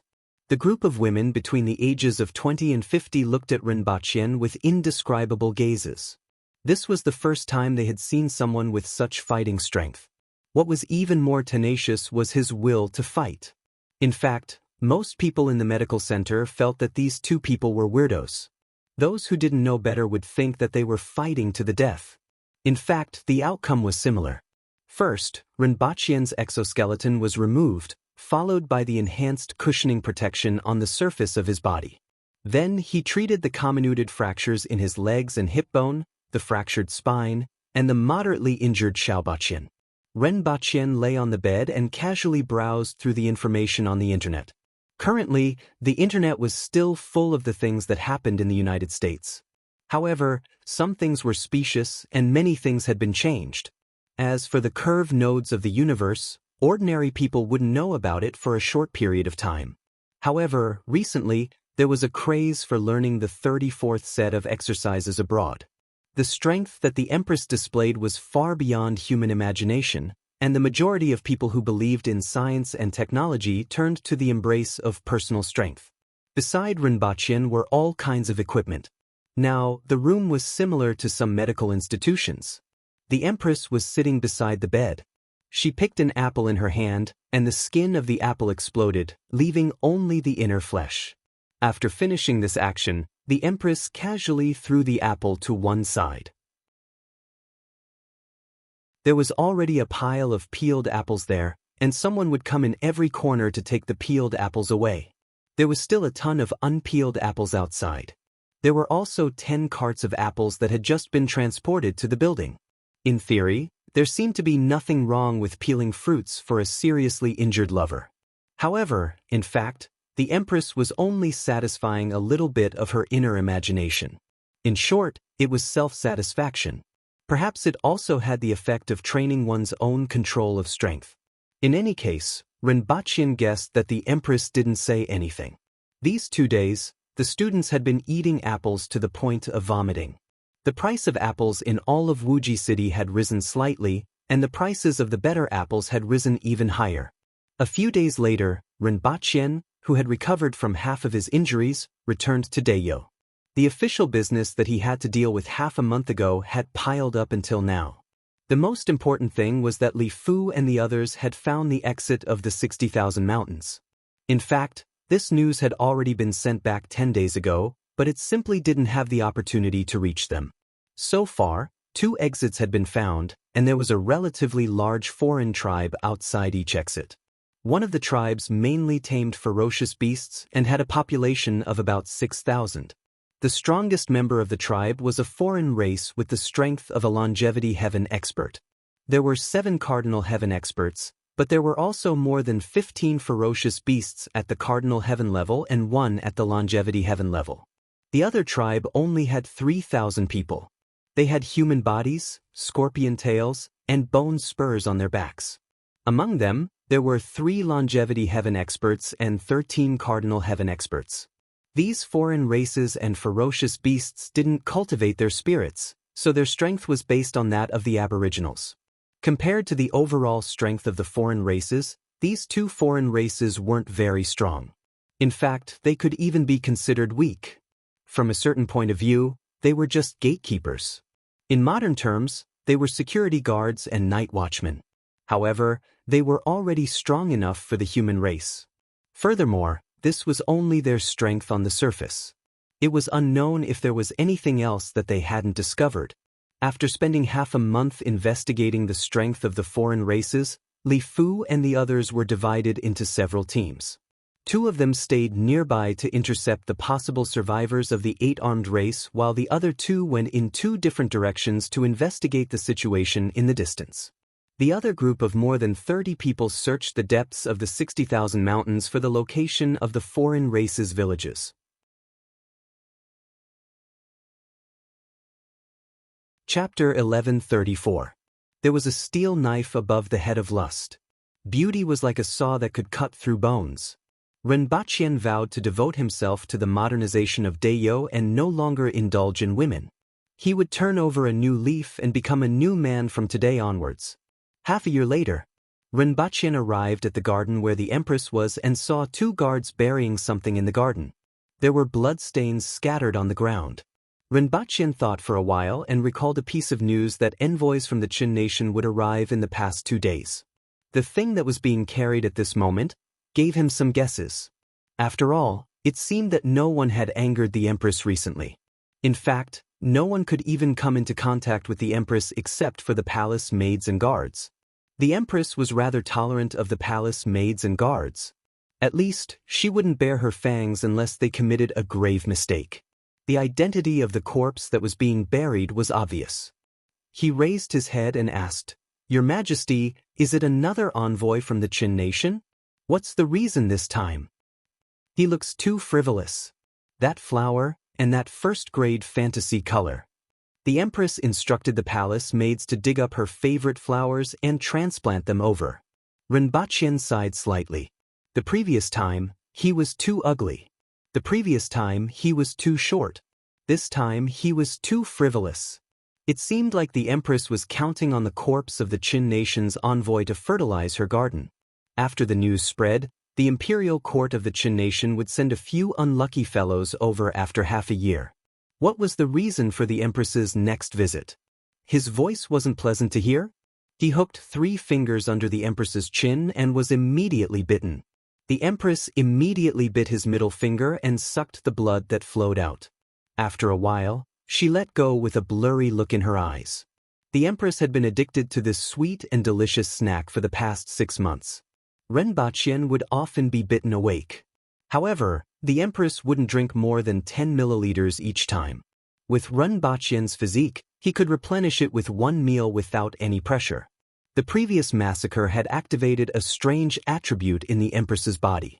It was unknown whether it was because of their dual cultivation, but the empress especially liked Rinpoche's blood to the point of being addicted to it. As for the others, the empress preferred to see the sight and sound of blood spurting out of their bodies rather than eating them.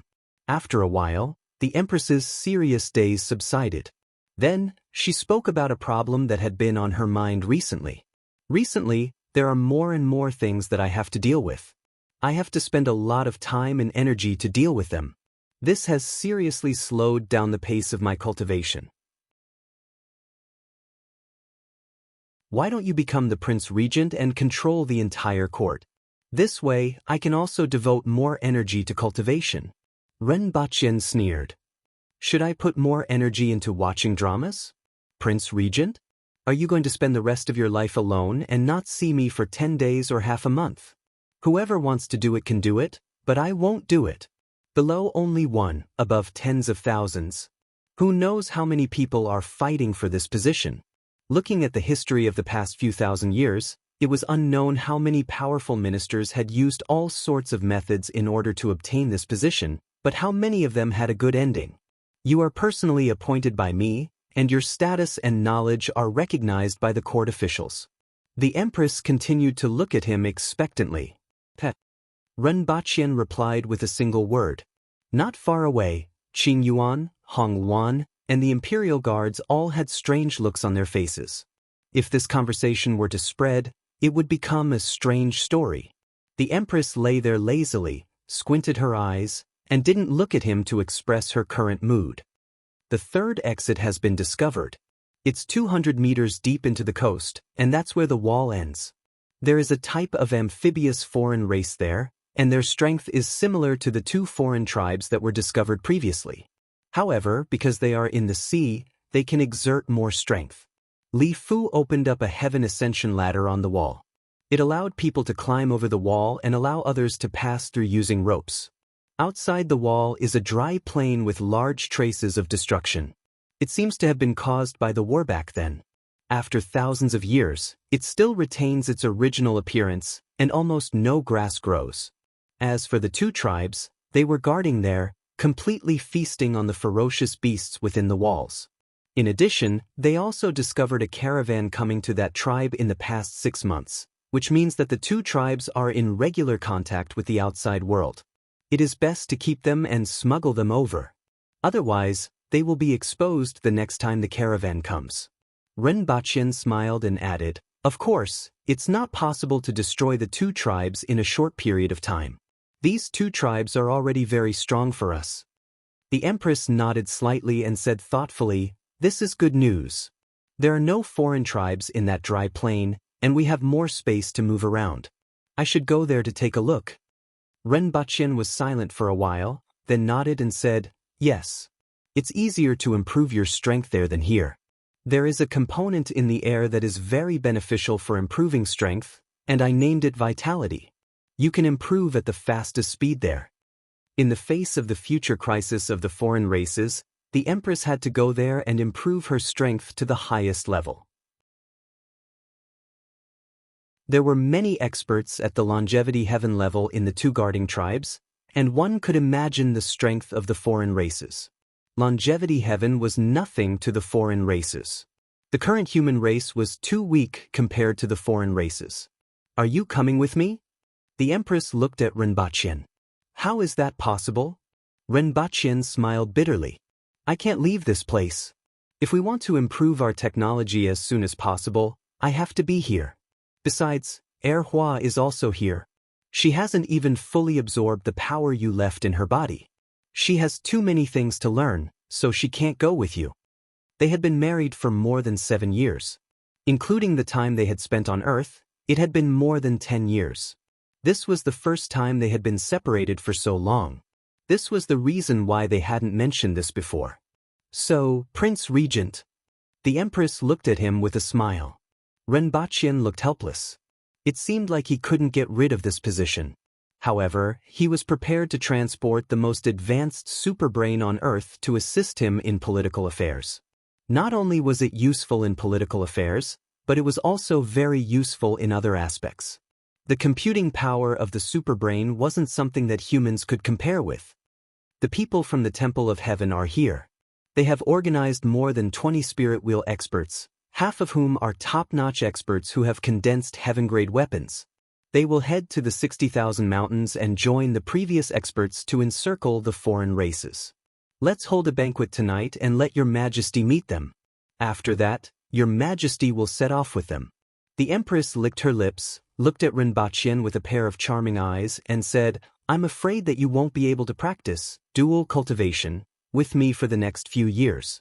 This way, your cultivation speed will be even slower. I'm no longer interested in women." Renbachian's expression changed. "Is that so?" The Empress's expression was difficult to understand. After a night of banquet, the original departure date of 1 week was changed to 1 month later. First, set a small goal, such as 1 second.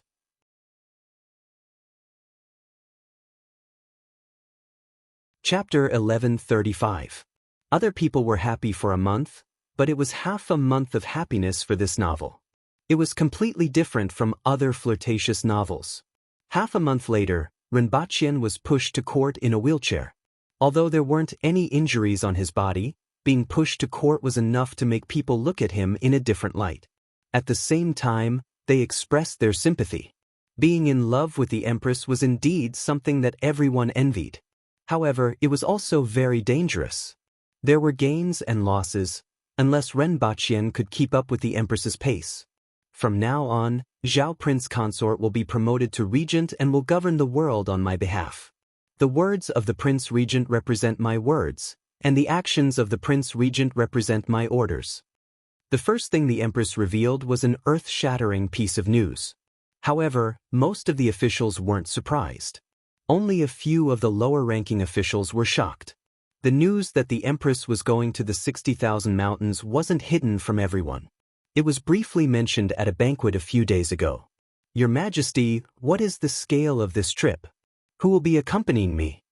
Shi Qing was the first to speak. "Everything will be simple. Deploy 500 winged cavalry warriors to accompany me.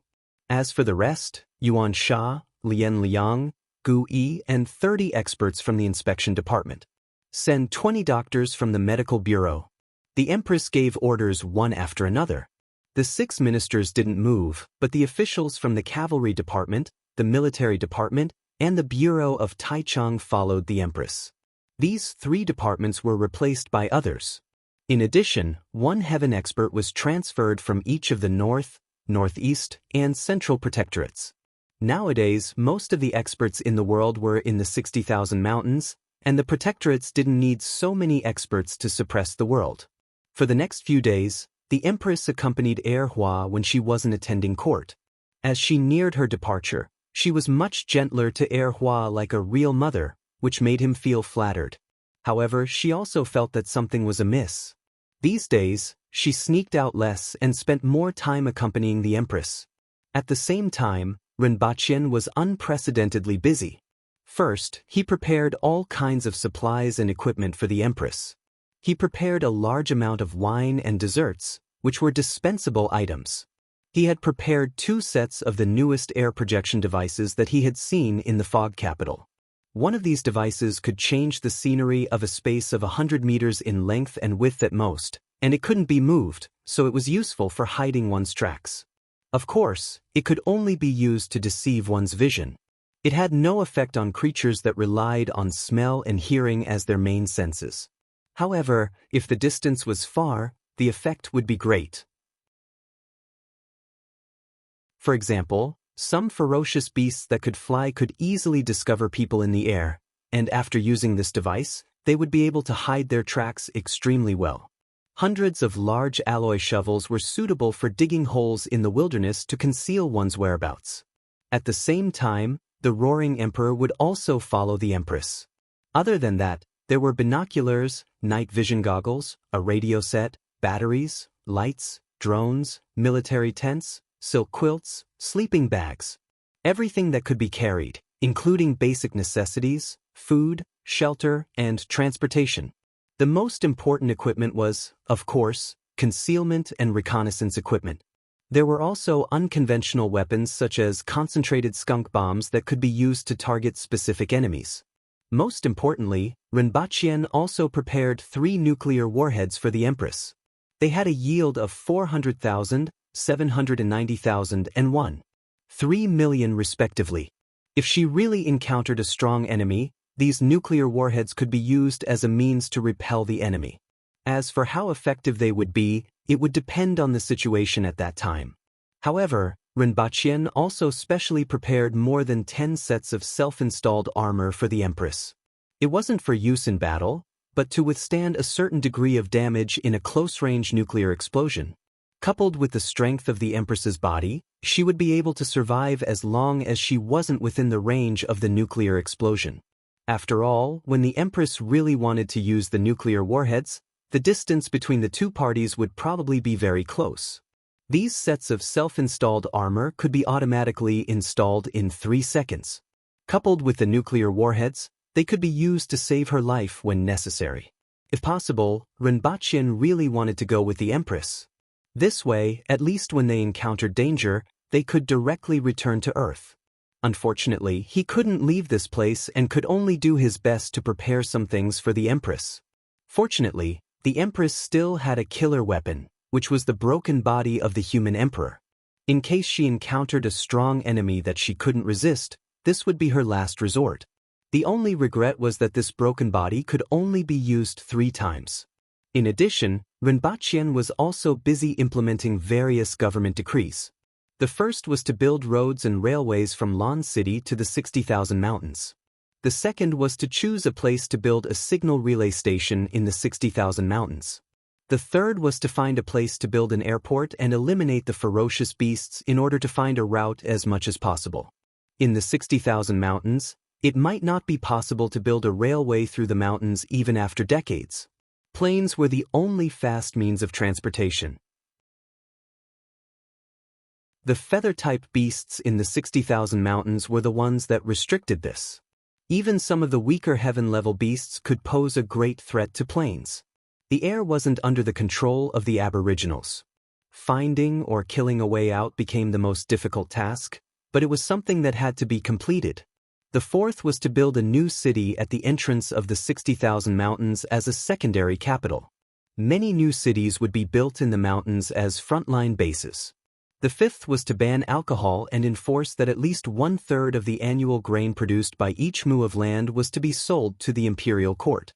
The sixth was to use books as the same language, vehicles as the same rails, and to unify weights and measures.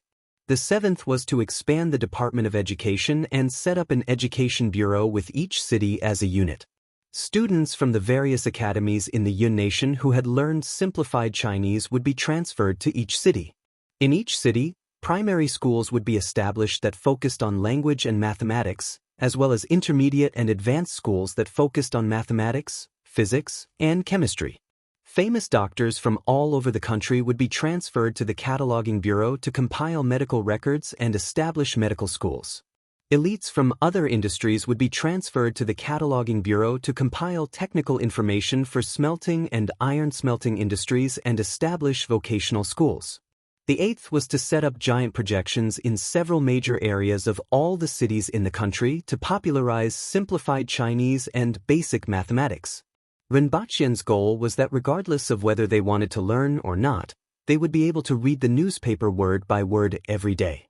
Even a pig would be able to understand half of the newspaper after 10 years.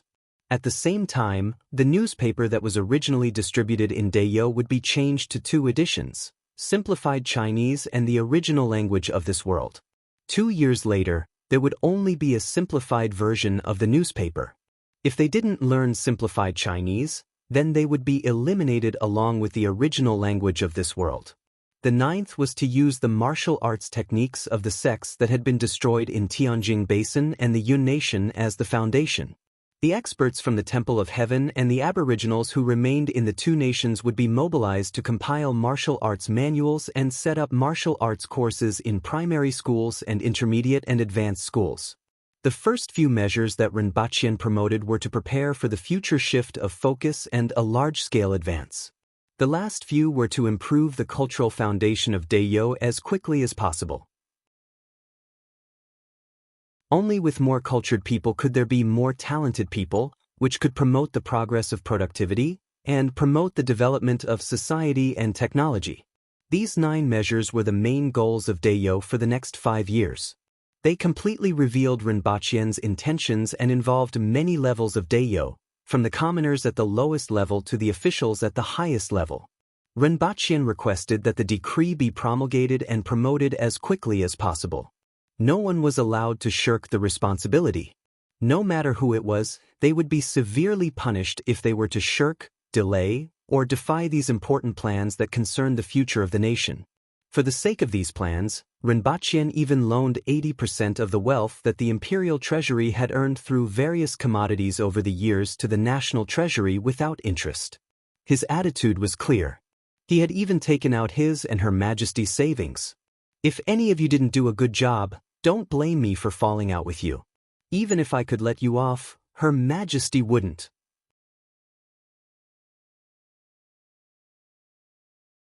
Chapter 1136. Time passed in a flash. Early in the morning, the gates of the palace opened, and Rinpoche and the Empress rode on Chishue's back. Hugging the body in her arms, the Empress relaxed her muscles and lay in his arms. "Let's go out of the city," the Empress said lazily to the people waiting outside. "Let's go out of the city first. It will be troublesome if there are too many people." In fact, the capital wasn't as congested as Lan City in the past. 10 lanes in both directions would be enough for a few decades. Moreover, the current traffic situation could be said to be empty. It was just that the Empress didn't want to go. It would take several years to go back and forth, and they wouldn't see each other again for another 10 to 20 years. "Your Majesty, you are the Emperor. If you meet an enemy, don't attack easily. A king should fight a king, and a general should fight a general. Let them attack ordinary enemies," Rinpoche said as he hugged the Empress. Most of the time, the Empress wouldn't attack easily, but when she was angry, she didn't care about anything else. "So long-winded," the Empress said softly. "As for the map found in the Emperor's tomb, I made a copy for you. Pay attention when you have the chance. You don't have to look for it, but if you meet it, you might as well investigate its secrets. If you have the chance, capture some of the foreign races, preferably alive. I always feel that those foreign races are strange, And I can't figure out why there are so many of them. Even if there aren't 10,000 of them, there are at least thousands of them. No matter how big that area is, there shouldn't be thousands of intelligent life forms under normal circumstances. It seems that all creatures have become intelligent in a short period of time, which is a little strange. Renbaqian said what he had been thinking about. What's wrong? The Empress asked. I just feel that it's strange that there are so many races, but my feeling isn't accurate. Your Majesty, pay more attention when you have the opportunity and can make a judgment with more information. Also, if you meet the Thunder Barbarians again, it's best to capture more of them alive. There is a component in their bodies that can greatly reduce electrical resistance and is resistant to high temperatures. It can be added to metals.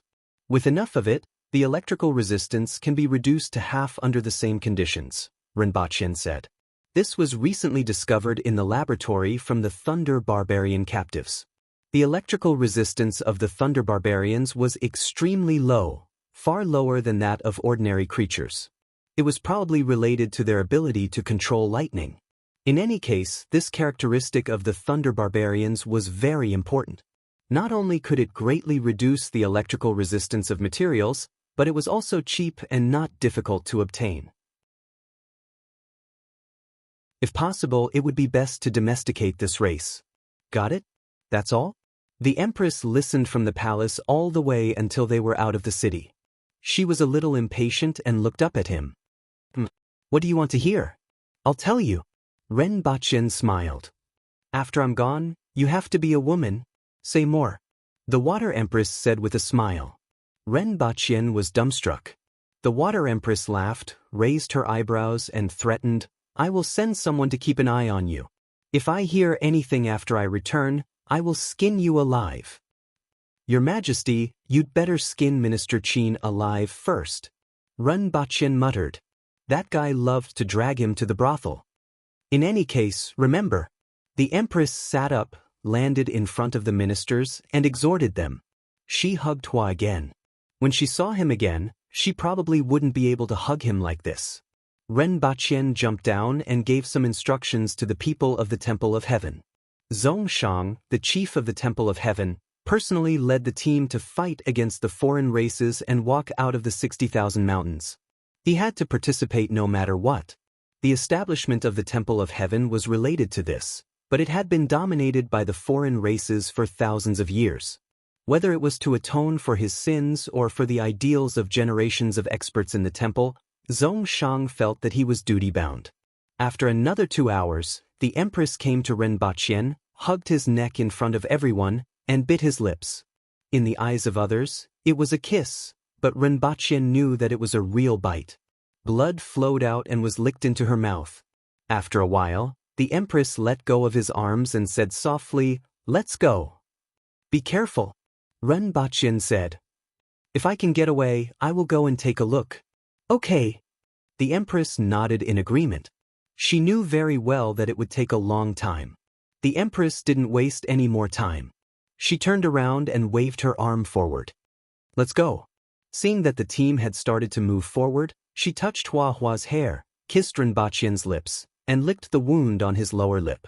She then jumped onto Qishui's back and left without looking back.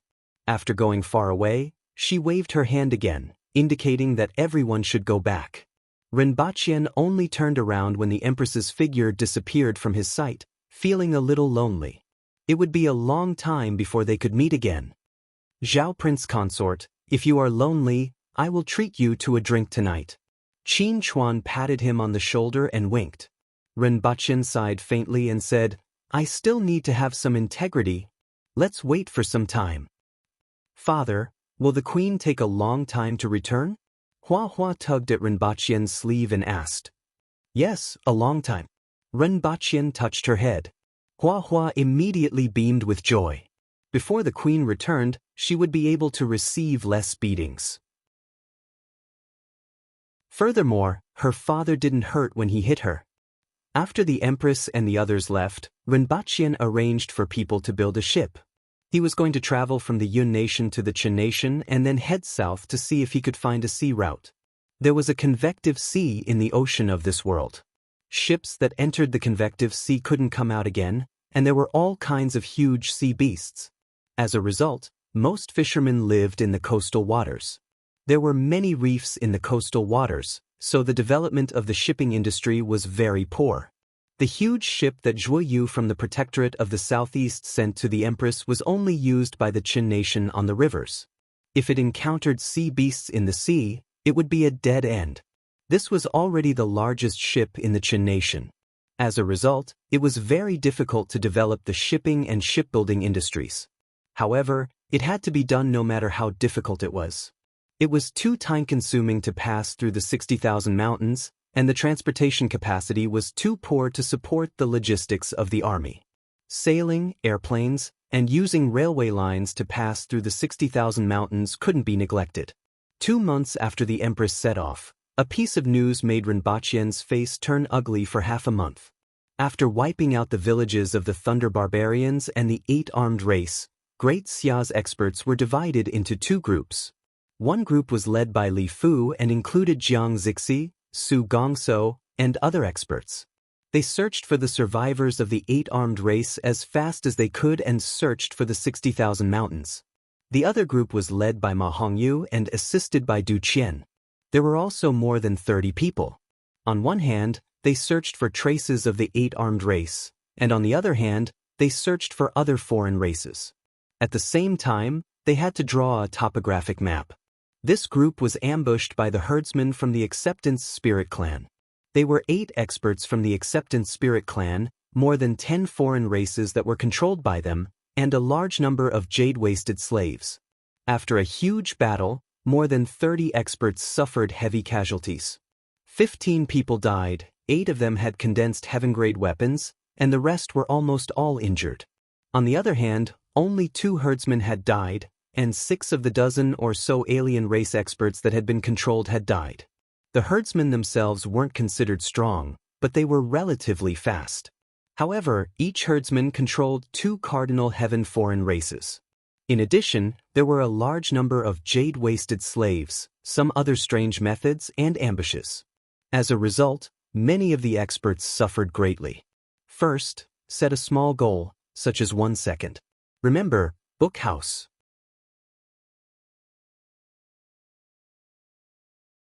Chapter 1137. I got it. I'll get rid of them all. The Empress looked into the distance with a cold look on her face. Be careful. The most troublesome ones aren't the herdsmen but the jade-wasted slaves. Although they aren't strong, there are too many of them. Although 2 herdsmen died, there are still at least 150,000 jade-wasted slaves left. Otherwise, they wouldn't have suffered such heavy casualties. Rinpochian couldn't help but ask. He had a lot of faith in the Empress's strength. It shouldn't be a problem for her to sweep the 60,000 mountains if she was a level 2 immortal realm expert.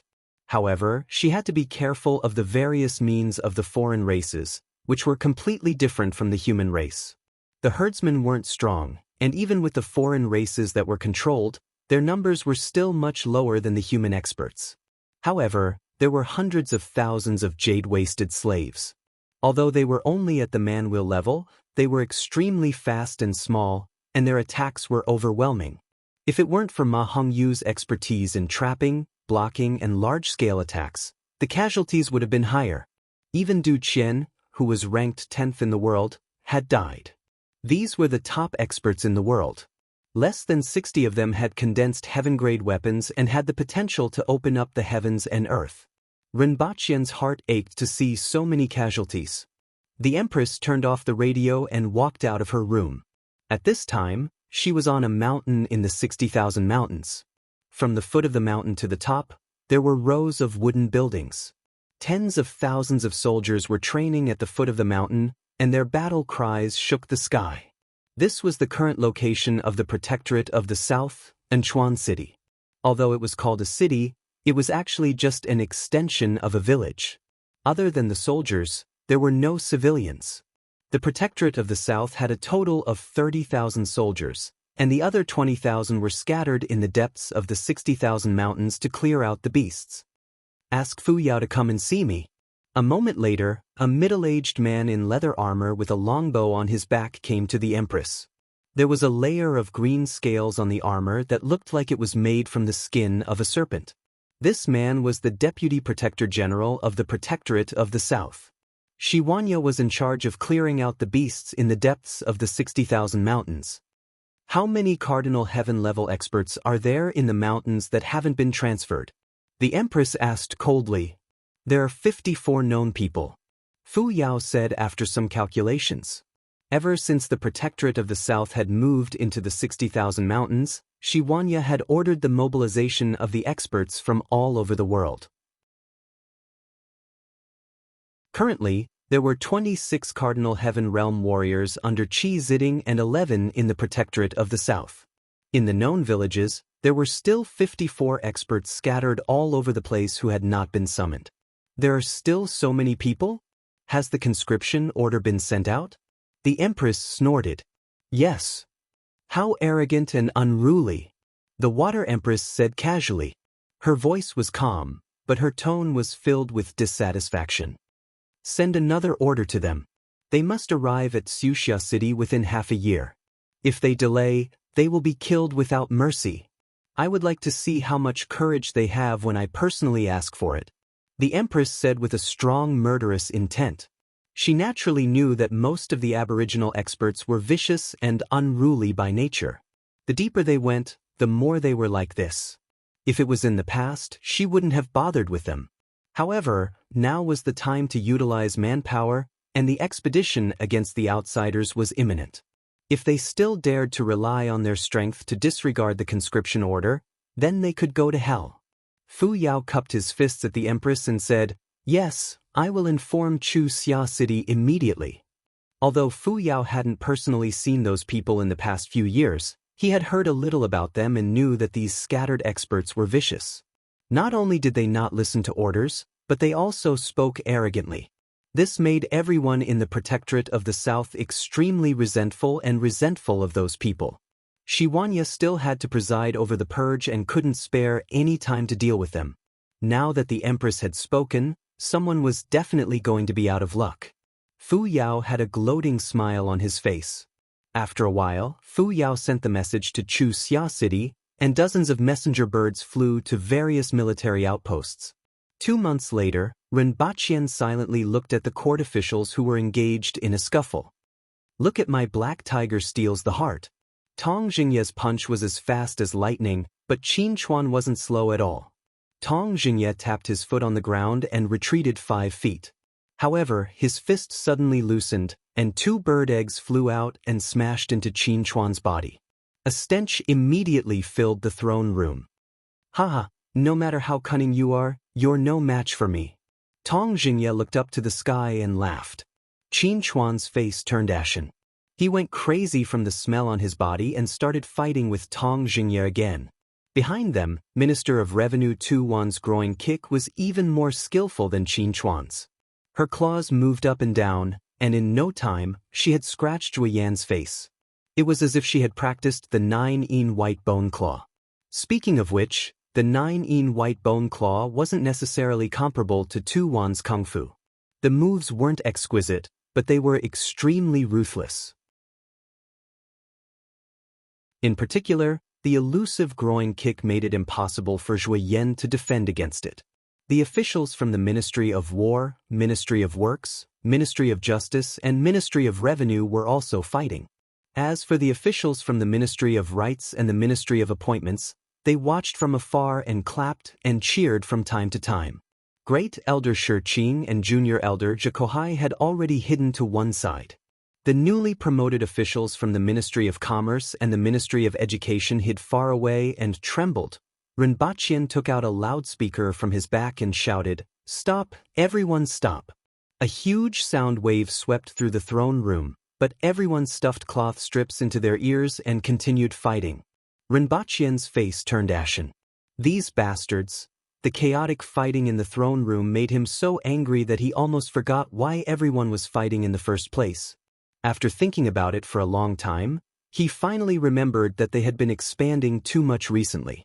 Minister of Revenue Tu Wan complained that the National Treasury didn't have enough money, And Minister of Works Tong Jingye expressed his dissatisfaction that the Ministry of Works had produced so many craftsmen, but the profits from the Ministry of Commerce went to the Ministry of Revenue. Qin Chuan objected because he opposed Tong Ji. The Minister of Justice wanted money from Tu Wan. In any case, it was a mess.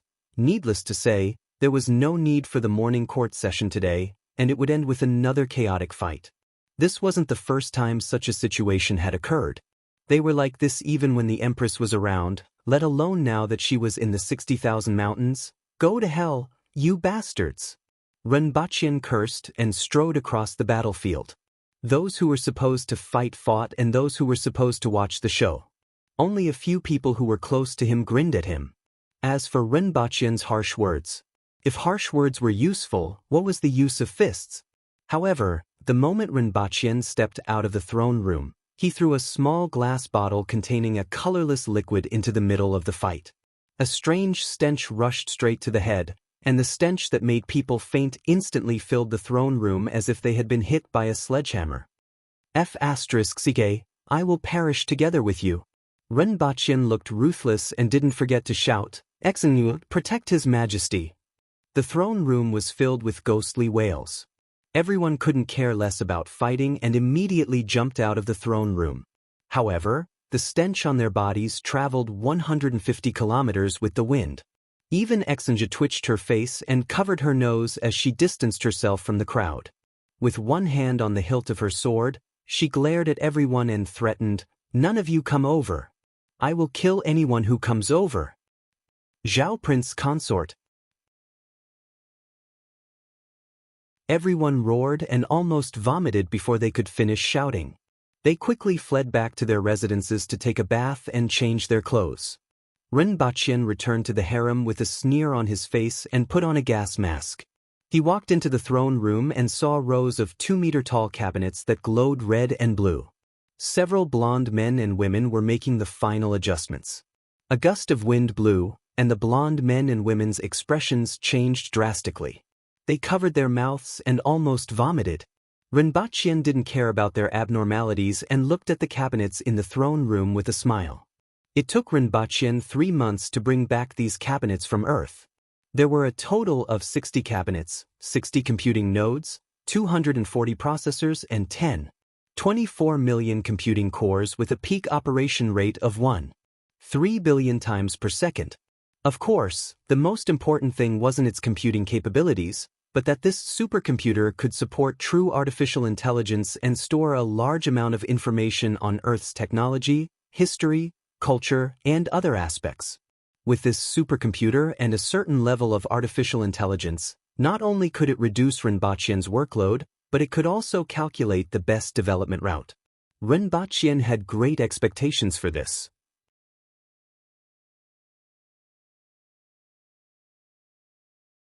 Chapter 1138.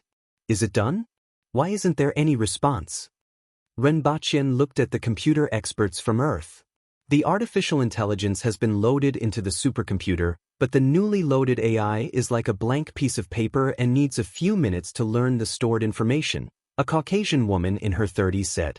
They were a little frightened after waking up in this ancient country overnight. At first, they thought it was some kind of prank TV program, but a human head told them what was real. Renbaqian nodded slightly. After waiting for a few minutes, the center of the hall suddenly lit up, and a row of Chinese characters appeared in the air. Do you want to understand the meaning of life? Do you want to truly live? Renbaqian was stunned for a moment, turned his head to look at them, and then looked at the words in the air. What's this? Maybe it's the initial activation program for this artificial intelligence? It's a little novel. Many employees like to play this kind of inexplicable game. It should start after you choose yes, a Caucasian man said with sweat on his head. Yes. Renbaqian didn't know whether to laugh or not. This joke had been around for 40 years, and it was really retro. As soon as Renbaqian finished speaking, a row of icons suddenly appeared in the air. Dragon Slaying Sword, click to receive, legendary mobile game, Dragon Slaying Records, Haotian Records, Great Ruler, Equipment Reliance, Sword of the Archangel, Legendary Hegemony, Immortal Slaying, Proud Sword, Crouching Dragon's Cry, world of divine generals, 7 heroes, hegemony, fury of thunder, and so on. Silence. The Caucasian men broke out in a cold sweat. Renbachien's silent attitude made them feel as if a knife was placed on their necks. In the next second, their heads would be separated from their bodies like that unlucky fellow, and then they would be buried in the garden, using their own flesh and blood to irrigate those brilliant flowers. Is this artificial intelligence? Why do I feel like it's an artificial retard? Renbachien didn't look too good. Just as Renbachien finished speaking, the childish voice of a young girl suddenly sounded in the air, "Are you my master?" Along with the voice, the air flashed twice, and a young girl who was about 7 or 8 years old appeared. A real young girl, not a muscular young girl like Honeysuckle. He had golden hair, a young face, and a loose shirt that hung crookedly on his shoulders. Master means magician, right? Renbachien looked at the young girl in the air and said thoughtfully. A long time ago, he seemed to have seen a setting related to this. Master means the controller, and it also represents the master. Are you my master? The young girl's eyes were very beautiful. Her eyes flickered with light like brilliant stars. Renbachien said in a deep voice. Then, master, do you like me? I created this image according to the aesthetic standards of hundreds of thousands of lolicons, satisfying the dreams of 90% of lolicons in the world. Remember to give me a like. The young girl suddenly blinked and looked at him expectantly. Renbachien's face turned black. He increasingly felt that this was an artificial retard. I'm not a lolicon, Renbachien said in a pained tone. That's because the lolis you met weren't cute enough. The young girl said, trying to act cute or stupid. /forward/? What's your name? Renbachien rubbed his temples. My name is Loli. The young girl continued to play dumb. Renbachien felt his balls aching again. He was sure that the person who created this AI was a pervert. He was obsessed with young girls. He was no longer a lolicon. He waved his hand at a few computer experts who didn't dare to raise their heads and said, "You guys can leave first. Your job from now on is to maintain this supercomputer. If there is another job, I will let you know. Also, within half a year, all of you must pass level 6 in Chinese.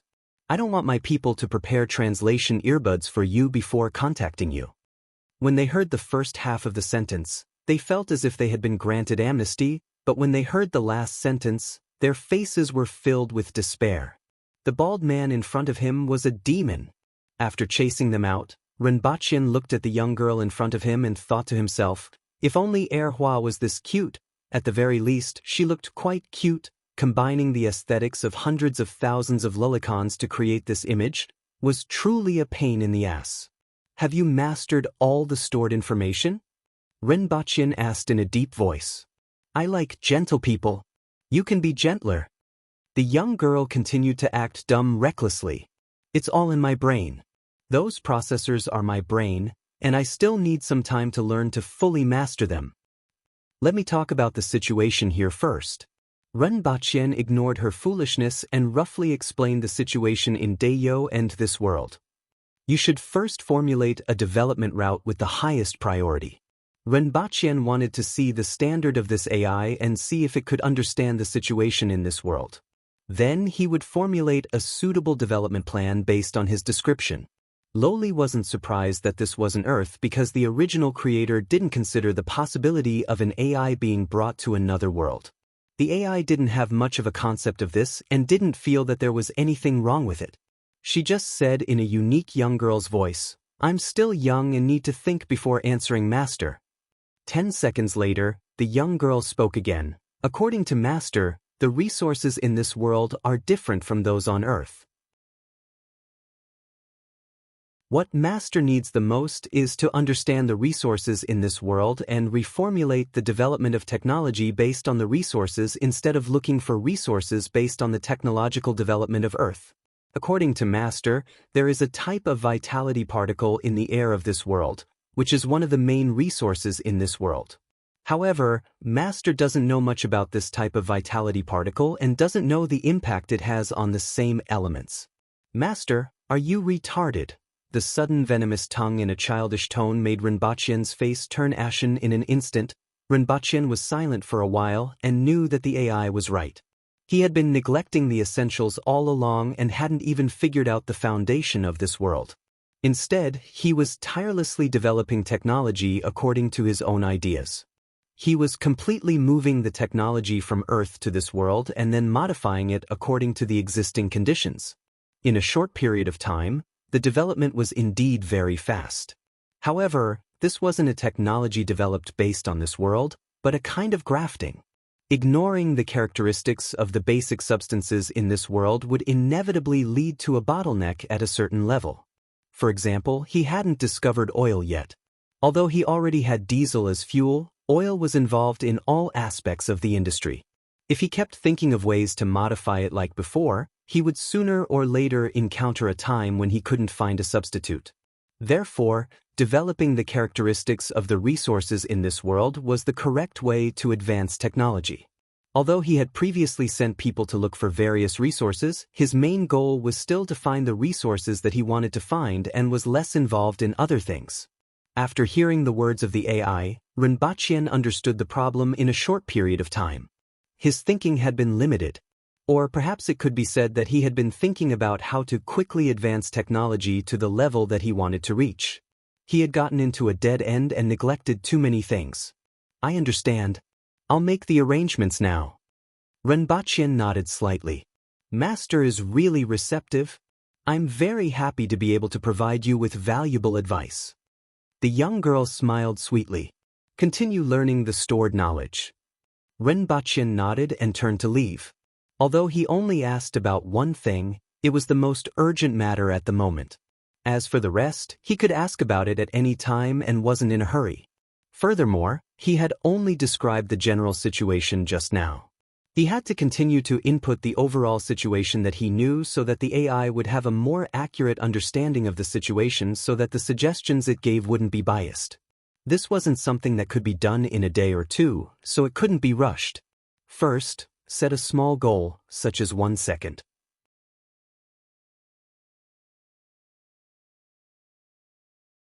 Chapter 1139. Master, do you want to see? If you really want to see and show enough gentleness, I can let you have a look.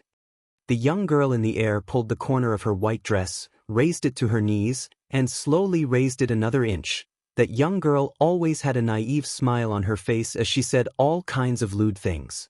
Someone in the company that created this artificial intelligence was definitely a pervert. Rinpochian didn't know what he had inputted into her before it was activated. For the past few days, Rinpochian had been taking some time out to tell her about this world. This was to expand her database and increase her understanding of this world. During these few days, Lolita tempted Rinpochian almost every day. Rinpochian glanced at her and didn't feel anything. He wasn't obsessed with young girls. Even Lin Xiaola wasn't attractive to him when she was naked, let alone an illusory young girl. However, he didn't hate it. The reason was because she was good-looking. This artificial intelligence was indeed beautiful. Erhua peeked at the door of the room. His father had been in this hall for the past few days, and he didn't know what he was doing. What he saw was a young girl in a white dress slowly lifting the corner of her dress. "Father!" Erhua immediately jumped in and shouted. He then looked sad and said, "Father, you have changed. You actually like this." Rinpochian turned his head and suddenly felt pain in his balls. Looking at Zhu Hua, who also popped out, Rinpochian felt that this melodramatic plot was unfolding. He slapped Erhua's head and asked, "What do you know? Where did you learn it from?" "I saw a big sister say that to brother Rinxia the other day, and then? You learned it?" "Then, brother Rinxia treated me and my big sister to a lot of ice cream. You didn't learn anything good." Rinpochian slapped him again. Erhua was a little depressed. That big sister obviously succeeded, but he failed. Then he asked curiously, "Father, who is this?" "Artificial intelligence. You can call her Lolita." Rinpochian turned his head and looked behind him. Lolita was looking at Erhua curiously. "Oh, I'm Chiyuching. You can call me Daddy," Honeysuckle said to the lowly seriously. Rinpochian wanted to facepalm. Such a good daughter seemed to have been raised in the wrong way. For a moment, Lolita was dumbfounded. She did not understand what was going on. Then he said in a serious voice, "In biology, children have pairs of chromosomes in their somatic cells.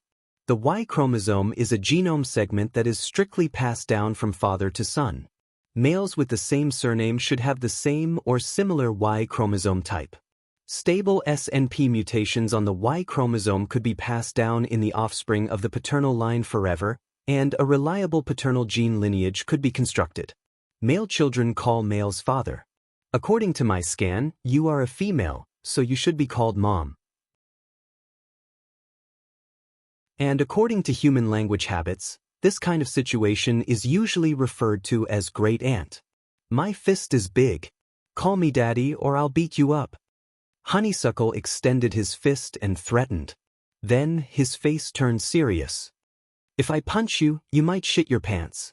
Renbachien couldn't bear it any longer. He grabbed Lu Hua by the neck and dragged him back to his quarters. He picked up the metal rod and gave Lu Hua's buttocks a good beating. With an ashen face, he roared, "Where did you learn this from? Who did you learn it from? Do you treat the etiquette lessons you learned in the palace as food? You only know how to fight every day. Snatch people's lunch, toys, and money. Do you think I don't know what you did in kindergarten?" After the time it took to burn a stick of incense, Lu Hua lowered her head and smiled mischievously. When she raised her head, she pretended to be in pain and had tears in her eyes. Renbachien was so angry that his liver hurt. She was only 4.5 years old. He thought she was a little girl, but she turned out to be a troublemaker. He really didn't know how she grew up to be like this. After the beating, Lu Hua asked Renbachien as if nothing had happened, "Father, can I go and play with that Lolita?" Renbachien looked fierce. She was already a troublemaker. If she learned from that artificial retard, she would be done for in the future.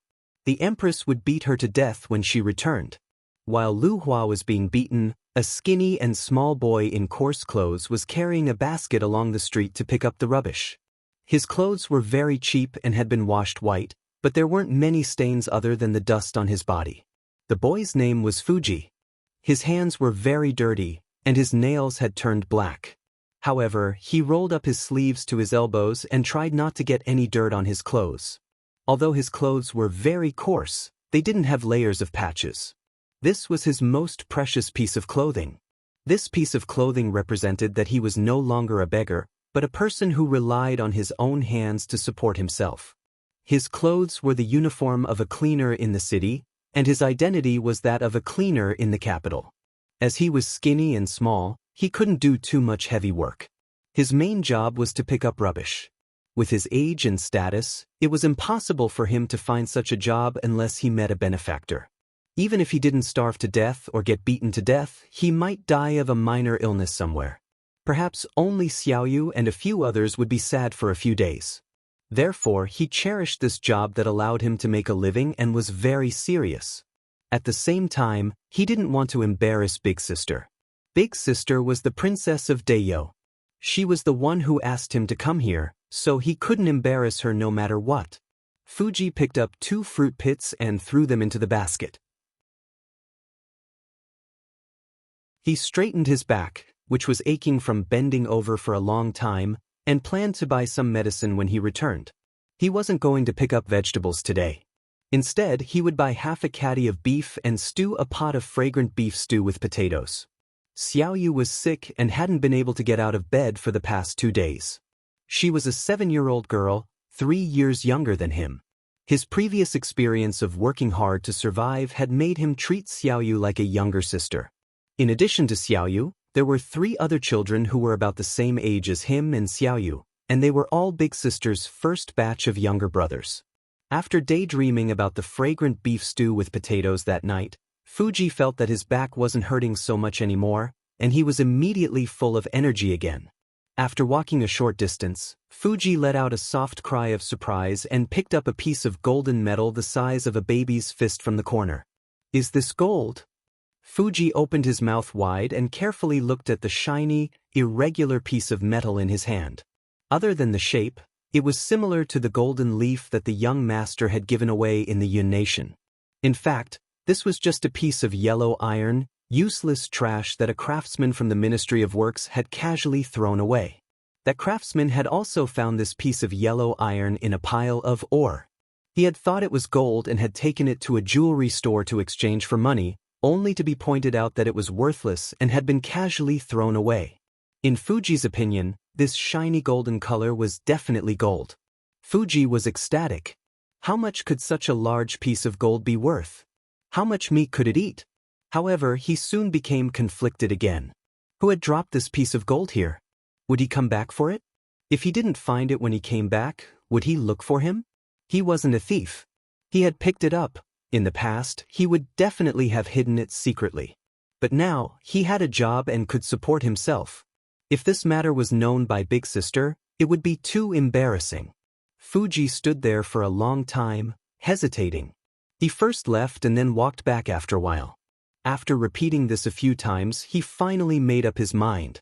I'll wait and see. If someone comes back for it, I'll return it to him, Fuji thought to himself. After all, it was such a large sum of money. No matter who had lost it, they would definitely look for it. However, the other party might not know where it was. If they didn't find it, then they couldn't blame him. Although Fuji had already decided to wait and return it to the original owner, he still had a little hope in his heart. However, no one came even after waiting until evening. I can't wait anymore. If I wait any longer, I won't be able to buy beef. At most, I'll come back tomorrow. If the original owner doesn't come by tomorrow, this gold will be mine. At this thought, Fuji didn't delay any further. He carried the basket on his back and quickly ran to the gathering point to dump the trash. After washing it with water, he carried it again and quickly ran to the market. However, after 2 streets, he bumped into a group of people and fell. Little bastard, are you blind? The person he bumped into was a stout-looking man from the Yun Nation in his 50s. He had 2 guards with him. As soon as he turned the corner, Fuji bumped into him and caused him to fall to the ground. He immediately stomped his feet and cursed. When he saw Fuji's dirty hands, his face was filled with disgust.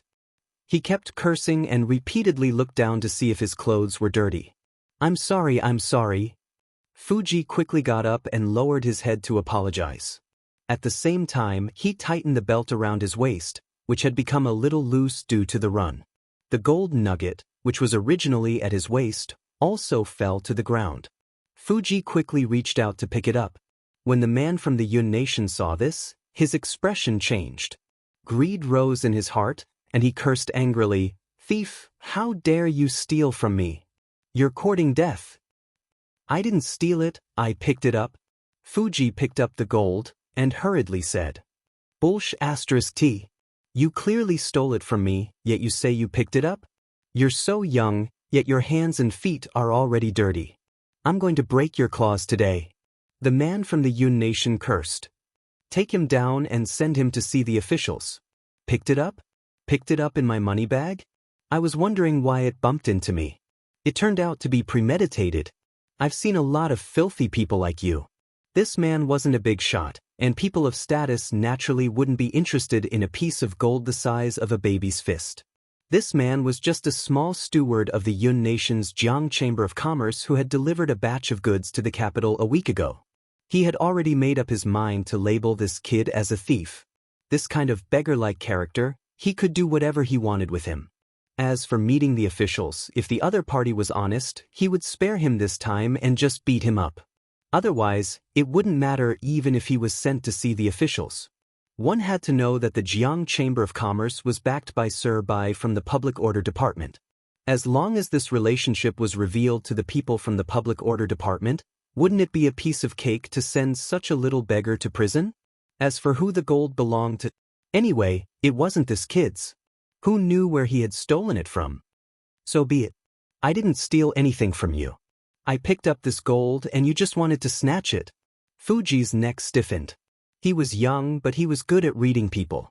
He could tell what the other party wanted to do at a glance. Besides, he had the confidence because his boss was the Princess of Dayo. If he didn't steal, no one could accuse him of stealing. However, his words made the other party furious. You stole my gold, yet you dare to make a false accusation. Beat him up and break his hands. First, set a small goal, such as 1 second.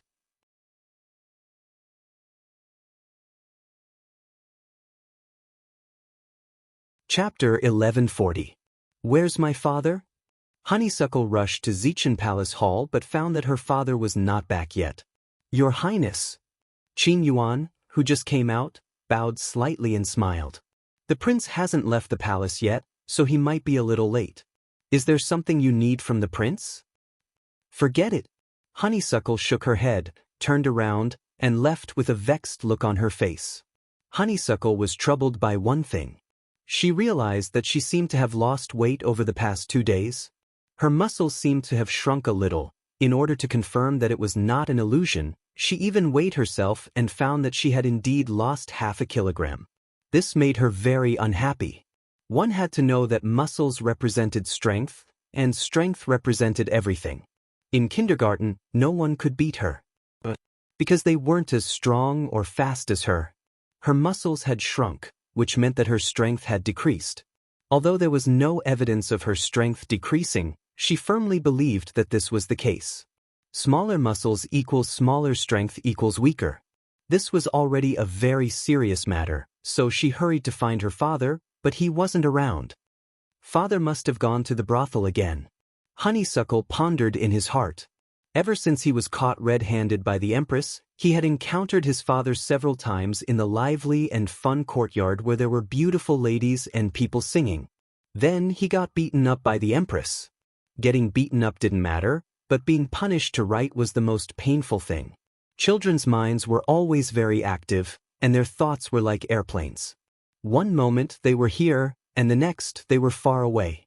They were more like dandelions that were blown by the wind, drifting with the wind, left and right. Honeysuckle quickly put aside the important matters she encountered and wondered if she should go and see the girl called Lolita.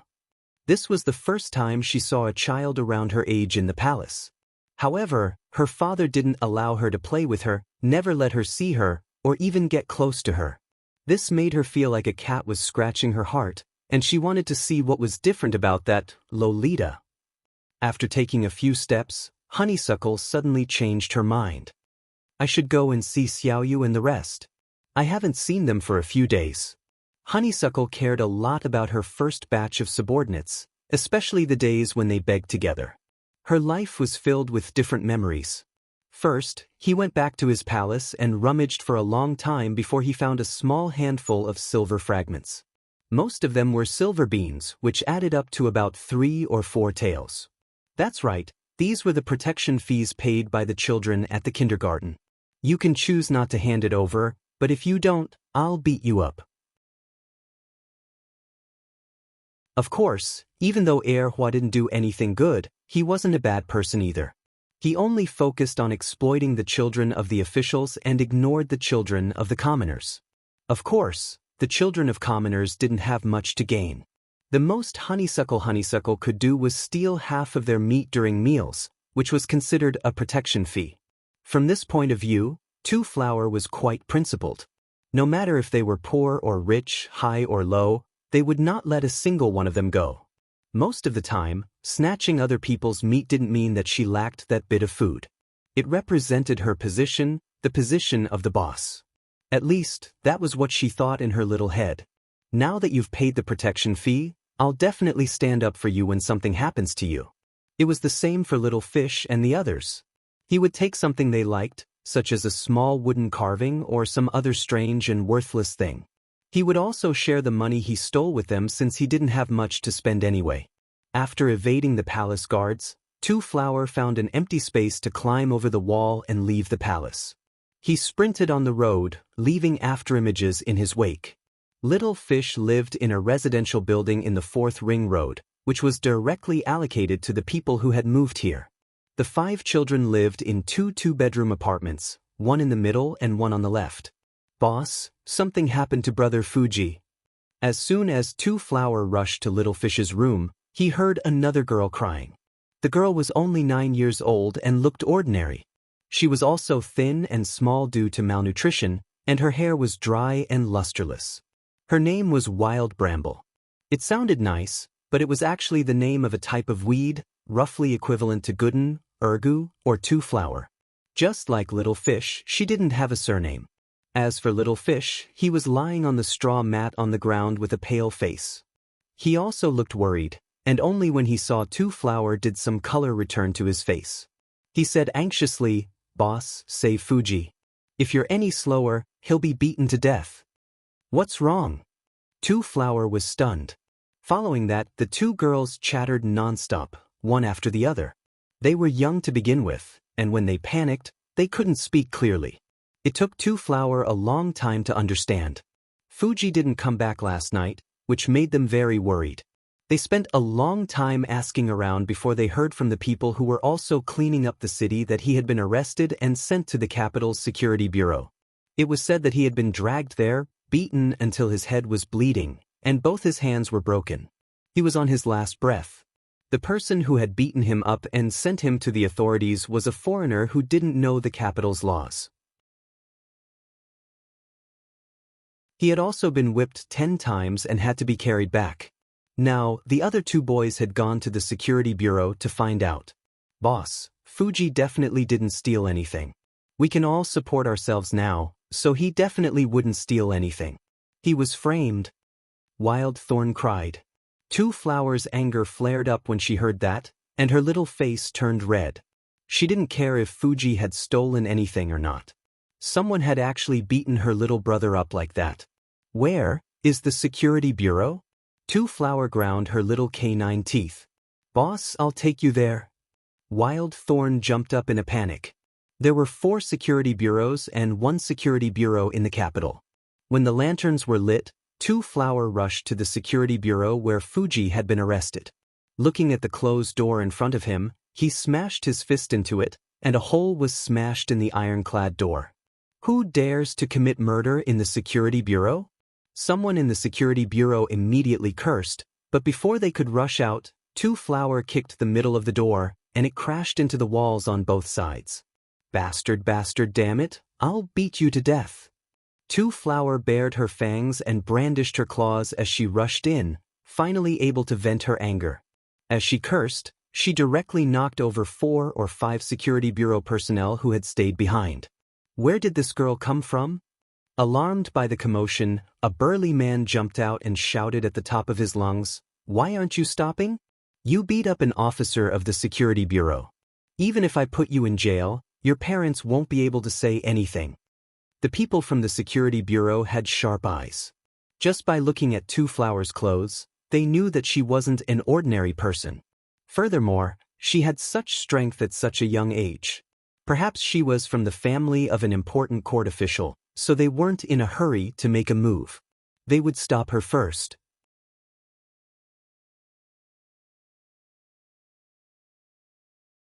Chapter 1141. Honeysuckle glared angrily at the man in front of him, ready to pounce on him at any moment. In this aspect, she was similar to the Empress. Both of them had explosive temperaments and would explode at the slightest provocation. However, no one dared to provoke her, and explosions were rare. But this time, someone had ignited the fuse. Foggy had been wrongly accused, and in her heart, it was as if she had been wrongly accused. Not to mention that Foggy had been beaten up so badly. If he hadn't happened to leave the palace today, Fuji might have been dead by the time he left the palace. Yi Jing and the other 2 children, who were leaning against the door, were frightened. Although they knew that Hua was a princess, it did not stop them from being afraid of the Public Order Division. These are 2 different things. "Boss, Foggy is still locked up inside," a youth shouted. The 3 of them didn't want to attract the attention of the Public Order Division, but in this situation, if they didn't warn their boss, he might really start fighting with them. Boss was a princess, so she would definitely be fine, but Foggy was still locked up inside. When Honeysuckle heard this, he remembered that the most important reason he had come was to fish Foggy out. He said hatefully, "Let Foggy out. He's the one you caught yesterday." The burly man was a little confused. The Public Security Bureau arrested a lot of people every day. And most importantly, who are you? Who are you? Who is Fuji? The burly man asked in a deep voice. I'm Chi-Yu-Ching. Honeysuckle glared at the big man with his teeth clenched. Foggy is Foggy so tall? He gestured casually, and then couldn't think of how to describe it, so he simply looked up. Anyway, he's this tall. Let him out. Chi. The burly man was confused at first, but then he remembered something. His expression suddenly changed, and he carefully looked at Two Blossom in the night.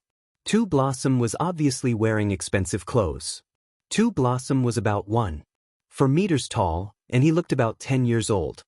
His small face was pretty, and if he looked carefully, he could vaguely see His Majesty's eyebrows. It was indeed the princess. The burly man thought to himself. He was glad that he didn't attack just now. He cupped his fists and bowed. Greetings, Your Highness. When the others who had been knocked down heard that it was the princess, they immediately got up to pay their respects and obediently stood to the side. Originally, he was unhappy that he was beaten up by a little girl, but now that he knew it was the princess, he was happy in his heart. He was also beaten up by the princess. Hurry up and let Fuji out. Honeysuckle roared. The burly man did not hesitate and asked the others, Did you catch a child this tall? The princess was a child, and so were the few people who were hiding at the door. The princess compared their heights again. The person who was slightly shorter than the princess was naturally a child. They looked at each other, and then someone remembered, I think we caught one yesterday. As he spoke, he glanced sideways at the princess. Seeing that the princess was glaring at him with a dark expression, as if she wanted to beat him up, he hurriedly added, Actually, he wasn't captured. He was sent here by someone else. He stole someone else's things. Foggy didn't steal anything. You've wrongly accused him. Honeysuckle was furious. Princess, please calm down. The burly man hurriedly said. Aren't you going to bring him out? Not long after, he carried a half-grown child out from the back. The reason why he carried the child was because the child was covered in blood. His hands were drooping, and he looked like he was half dead. Wild Thorn and the other two children immediately rushed over with a worried look. The burly man furrowed his brows. What happened? He was already like this when he was sent here. He was beaten by the person who sent him here. Who dares to be so heavy-handed in the imperial capital? The burly man raised his eyebrows, and his expression was ugly. There were many aboriginals who fought, and it was common for them to be seriously injured. However, to beat a child to such a state was really unpleasant. His impression of the other party had already soured even before they met. It's someone from the Jiang family's Chamber of Commerce. The one who beat him was their guard, and he was whipped 10 times yesterday. The burly man nodded. According to the law, this was how it should be. Prepare a carriage and send him to the best medicine shop. After the burly man finished speaking, he turned to Honeysuckle and said, Princess, the child is here. Send him for treatment, and he should be fine. As for who was in the right and who was in the wrong, he couldn't be bothered to ask. In any case, the princess had already mentioned the person she wanted. The one who beat him also broke the law, and he was whipped 10 times. That was the end of the matter. However, Honeysuckle angrily questioned, Where's the person who beat him? Your Highness, he stole someone else's things, and the person who beat him has also been punished. The burly man refused to budge. I didn't steal anything. Foggy, who was on the verge of death, shouted out of nowhere and cried loudly, Boss, I didn't steal anything. I really didn't steal anything. He didn't steal anything. Honeysuckle's small face was fierce, and there seemed to be a murderous aura around her, shocking the burly man. Your Highness, how about we send him for treatment first, and then we'll pursue the matter later? The burly man said. Hurry up and send Foggy over. Boss, I picked up a piece of gold and someone saw it. That person coveted the gold and said that I stole it from him. I didn't steal it. I waited the whole afternoon to see if anyone would go back to look for it. Foggy struggled and cried. His hands were weak, and he couldn't exert any strength. However, the other children didn't have much strength either, and they almost fell to the ground when he struggled. The people from the Public Order Division hurriedly stepped forward to steady him. Honeysuckle was furious when she heard this. Her anger seemed to be burning something in her body, making her feel uncomfortable and wanting to vent. Did you hear that? He didn't steal anything. Hand over the person who wronged him. The burly man turned his head and asked the man who had experienced the incident yesterday, "What evidence does he have?" The man immediately broke out in a sweat. When the burly man saw his appearance, he immediately understood something and said angrily, "You dare to imprison him without evidence? You dare to let him go?" The Jiang family steward said that this kid stole his gold, and the stolen goods are also here. The man stammered. Where did this beggar-like kid get the gold? Moreover, there were witnesses and material evidence, so he didn't think too much about it. But who would have thought that something big would happen? That kid actually knew the princess, and the princess even came knocking on his door. The burly man was furious and kicked him to the side. Take some people and bring the steward of the Jiang family's Chamber of Commerce here to confront him. We'll naturally know who's telling the truth and who's lying. After saying that, the burly man turned to Honeysuckle and cupped his fists. Your Highness will know what happens later. If the Jiang family steward is telling the truth, please don't make things difficult for him, Your Highness. If the Jiang family knew that this burly man could speak like this to the princess, they would definitely be touched. The aboriginals were reckless by nature, but if they weren't, then they weren't. They rarely did those superficial things, and this could also be considered an advantage. Honeysuckle's anger subsided a little, mainly because her anger wasn't directed at the person in front of her. She said, "Fuji wouldn't lie to me." The Jiang family's Chamber of Commerce's steward was surnamed Jiang Xian. He was a collateral descendant of the Jiang family. He wasn't very talented and didn't have any backing. After working for decades, he was only a small steward in the Chamber of Commerce. At this time, he was drinking with someone in a restaurant in the city. Apart from him, there were a few other members of the Jiang family, including a descendant of the Jiang family in the imperial capital and the shopkeeper of the local Chamber of Commerce. He didn't take to heart what happened yesterday. If that little beggar was in the Yun nation, no one would do anything to him even if he was beaten to death on the spot. Thus, he didn't expect to get into such big trouble. The Public Order Bureau first went to the Jiang family's residence in the imperial capital and hurried over after hearing about Jiang Xian's whereabouts. Jiang Xian was fawning over the Jiang family descendant. After all, the other party was a descendant of the imperial family and was much stronger than him. At this time, heavy footsteps came from the stairs. A few armed constables from the Public Order Bureau came up with gloomy expressions and headed straight for this table. "You!" The shopkeeper was considered a local tyrant. He got up and was interrupted halfway. The person pointed at Jiang Xian. "You, come with us." Jiang Xian got up with a puzzled expression and forced a smile. "You, what exactly is the matter?" His eyes scanned the faces of the newcomers and saw one of the constables he had seen yesterday. He was even more puzzled. "Stop talking nonsense, let's go," one of them said coldly. They all had gloomy expressions. Their attitudes weren't good mainly because the princess had come looking for them and things had changed. However, they weren't sure who was telling the truth and who was lying. They didn't completely treat Jiang Xian as a criminal. Otherwise, they would just beat him up and drag him back. A young man in his 20s sitting at the head of the table stood up and smiled. I am Jiang Ning. I have also paid my respects to Master White Stone. I wonder what crime Jiang Xian of the Jiang family has committed. Even if you want to arrest someone, you have to give an explanation?" The faces of the constables were dark. It was because this Jiang family had some status and had connections with the head of the Public Order Bureau, White Stone Eagle, that they believed his words yesterday and threw the kid into jail. Explanation?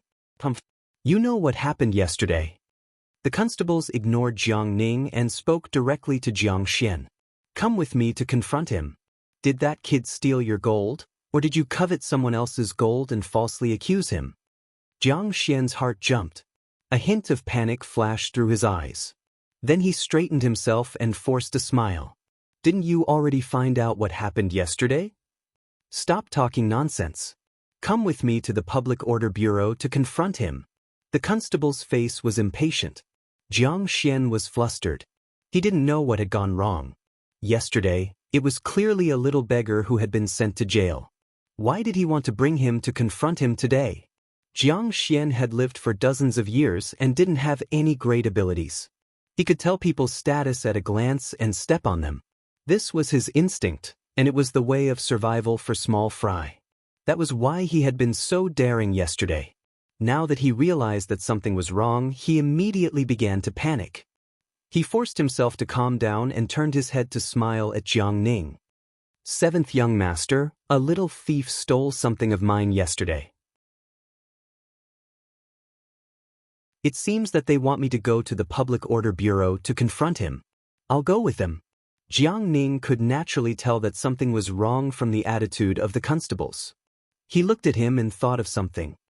"Since there's nothing else, I'll go see what's going on."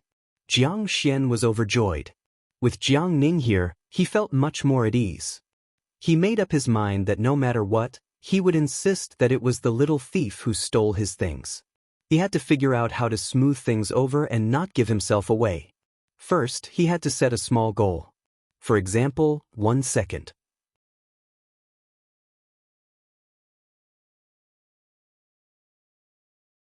Chapter 1142. Don't worry. If you didn't do anything wrong, everything will be fine. Jiang Ning patted Jiang Xian's shoulder. Nowadays, the laws of Dayo were becoming stricter and stricter, especially when there were conflicts between the Aboriginals and other races. It might even reach the prince. Now, everyone knew that the prince was most concerned about this matter. "Thank you for your company, seventh young master. This matter has already been resolved. I don't know if there were any twists and turns, but I didn't do anything wrong. I was punished for a small mistake," Jiang Xian said with a smile. He knew that he had to make sure of this. With the Jiang family supporting him, especially with seventh young master accompanying him, as long as he didn't make any mistakes, the other party might not be able to do anything to him. Furthermore, there might not be a mistake. Perhaps the Security Bureau suddenly wanted to ask about this matter. At the thought of this, Jiang Xian felt a little more at ease. "That's for the best." Jiang Ning chuckled. Jiang Ning's previous words seemed to be comforting, but in fact, had a different meaning. If there was nothing wrong, nothing would happen. If there was a mistake, then it would be hard to say. The people sent by the Jiang family to the capital naturally wouldn't be incompetent and wouldn't dare to be biased here. One had to know that this was the capital, where Qi Zixiao was in charge. Everyone knew about her fierce temperament. The Chen nation had sent several groups of envoys, killed them a few times, and had no choice but to send more. If she heard of any trouble, she might find an excuse to wipe out your entire family. If she said she would wipe out your entire family, she definitely wouldn't leave a single person alive. Not to mention the Empress, even the Aboriginal commoners had fierce temperaments. Even if you were a commoner, if you dared to use your power to bully him, he might just fight you to the death. Unfortunately, the Aboriginal commoners weren't weak. As long as they reached adulthood, they would have the strength of a man-will expert and an earth-will expert. They definitely had the strength to fight to the death. One had to know that it wasn't easy for these aristocratic families to recruit a few earth-will experts, let alone a spirit-will expert. Once they reached the spirit-will level, they would have to think of ways to curry favor with them. Therefore, in the territory of the imperial capital, no matter how arrogant and despotic you were in other places, no matter if you were from a major clan or a merchant association with great eyesight, you had to be well behaved in this place. When the group arrived at the Public Security Bureau, they saw 2 chairs in the courtyard. A burly man sat in the middle, and a little girl about 10 years old sat on the chair behind him. She had delicate features, and she was glaring at them with anger in her eyes. Honeysuckle sat at the back so that he wouldn't steal the spotlight. Jiang Ning greets Lord Meng. "How have you been?" Jiang Ning stepped forward and greeted. The Public Order Division of the Imperial Capital was divided into 4 divisions. Each division had a division chief, left division and right division respectively. Si Zhengzhu judged cases, Si Zhuozhu arrested people, and Si Yuzhu imprisoned people.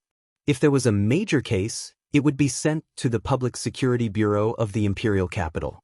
The burly man's name was Meng Yu, and he was the head of the Public Security Bureau. When he saw Jiang Ning, his expression only softened slightly. The Jiang family had connections with Bai Shiying, the head of the Public Security Bureau, so they had naturally come to visit Meng Yu. "You're not involved in the case, go to the side and wait," Meng Yu said in a low voice. Meng Yu said in a deep voice. He then turned his head to look at the slick-looking fatty in his 40s or 50s. "Who are you? Are you the person involved in yesterday's theft?" This lowly one is Jiang Xian, the steward of the Jiang Family Merchant Association. "I was involved in yesterday's case." Jiang Xian felt a bit panicked when he stared at him. He felt like he was being stared at by some vicious beast, threatening and intimidating. "Tell me the truth about what happened yesterday," Meng Yu said, staring at Jiang Xian. In reality, he was inclined to believe that the child called Fuji was telling the truth. After all, the princess had already wanted to take him away, and he'd said those tearful words before leaving. It seemed like he'd been wronged. If a 10-year-old child had really stolen something, he definitely wouldn't have behaved like that. Reporting to Lord, "I was walking on the road yesterday when a little beggar suddenly bumped into me at a corner. That little beggar's hands and feet were fast, and he took a piece of gold from my waist." From his actions, it was obvious that he was a repeat offender. There are many thieves like him everywhere. Before Jiang Xian could finish speaking, Honeysuckle jumped up from her chair and scolded, "Nonsense, Fuji didn't steal anything from you. If you keep spouting nonsense, I'll beat you to death." Jiang Xian jumped in fright at Honeysuckle's fierce scolding. She was terrified, but she continued to quibble. "You know that thief? I experienced this personally, and there were other people who saw it. Otherwise, how could a little thief like that have gold?" He could tell that this young girl actually knew that little beggar. This made him feel that things were not going well. It was obvious that this young girl had a high status. If he had known earlier, he wouldn't have been so greedy yesterday and caused so much trouble. He'd thought it was a small matter, but it had caused such a commotion and even provoked someone of status from the ancient clans to stand up for him. He was filled with regret, but now that things had come to this, he could only bite the bullet. Honeysuckle was infuriated when she saw that he was still quibbling. Her feet shook and she wanted to rush up and punch him. As for whether she could survive a punch, she didn't even consider it. "Your Highness, what did you say before? Before things are clear, does your Highness still want to silence me?" Meng Yu turned around and punched Honeysuckle. He retreated more than 10 feet, a trace of anger on his face. Although he was angry, he was secretly delighted. Her Majesty's son was not even 5 years old, but he already had such strength. His talent was truly unparalleled. It was just that the princess was young and acted according to her likes and dislikes. Although his position was low, he couldn't let the princess act so wantonly. Honeysuckle pursed her lips and looked aggrieved. However, she felt that the other's words made sense. Aggrieved, she said, "You have to clear things up. You can't falsely accuse Fuji." Meng Yu found it funny. The princess's strength was something that even he wasn't a match for. Her actions could be considered ostentatious, but she just had to put on an aggrieved expression at this time. It was hard to dislike her. After all, everyone knew that the princess was not even 5 years old. As the two of them spoke, Jiang Ning and Jiang Xian jumped in fright. Jiang Ning had thought of Honeysuckle's identity from the words, "Your Highness." As for Jiang Xian, she was frightened by Honeysuckle's furious appearance. Although the tiger cub was small, it was ferocious. Especially when their fists had collided. That ferocious-looking lord had been knocked back several meters. If no one had stopped her, that young girl would probably have beaten him to death. Meng Yu saw Honeysuckle reluctantly return to his chair. He turned his head and said, "Are you speaking the truth?" "Every word this lowly one says is the truth. There is not a single lie. Where is the stolen goods?" Jiang Xian hurriedly took out the gold from the pouch. Meng Yu smiled faintly. "Since you have a pouch, why did you put the gold at your waist yesterday?" Jiang Xian hurriedly said, "Let my lord know that this lowly one is here to deliver some goods. Before I set off, someone asked this lowly one to deliver something. Yesterday, I gave the item to that person, and this gold was my reward. This lowly one conveniently put it at my waist. Before coming here, He had already thought of an excuse. Although there were many flaws in his words, he couldn't care less. What kind of person asked you to deliver something? To where? Meng Yu asked repeatedly. This gold isn't gold ingots, but ore. Do you know how pure it is? How much gold can you offer? How much is your reward? The person who asked me to deliver the goods covered his face and didn't say where to deliver it. He only said that someone would come to collect it after it was delivered. The person who came to collect the goods yesterday didn't show his face. This lowly one is in the wrong. I have betrayed the patriarch's trust and secretly smuggled goods. As for how much this gold can be offered, this lowly one really doesn't know. In any case, it will definitely be much higher than the normal shipping price. Jiang Xian admitted his guilt. He had wiped everything clean. In any case, the other party had no way of verifying it. In other words, he had classified himself as secretly smuggling goods. No one would pursue the matter of the goods being delivered. Although the identity of the other party was a problem, as long as he could avoid this disaster, nothing else mattered. Meng Yu's expression was non-committal. He looked to the side and asked, "Have you brought the others?" "They have. They are waiting outside the door." "Bring them in." "Take this Jiang Xian to the side," Meng Yu said. When Jiang Xian heard that there were others, he had a bad premonition. When he saw the two people he had brought in, his face was filled with fear. Cold sweat poured down his face.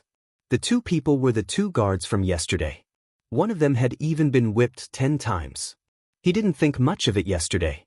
He had only thought of the excuse when he arrived and didn't explain it to the two of them. Now, he only hoped that the two of them wouldn't say anything they shouldn't. Jiang Ning noticed Jiang Xian's expression and secretly shook his head. He knew that the problem had arisen from him. Furthermore, he had attracted the attention of the current princess. Unlike the other royal families, where princes and princesses were as numerous as the hairs on a cow, the Dayo Empress only had one son. It was difficult for the aboriginals to give birth.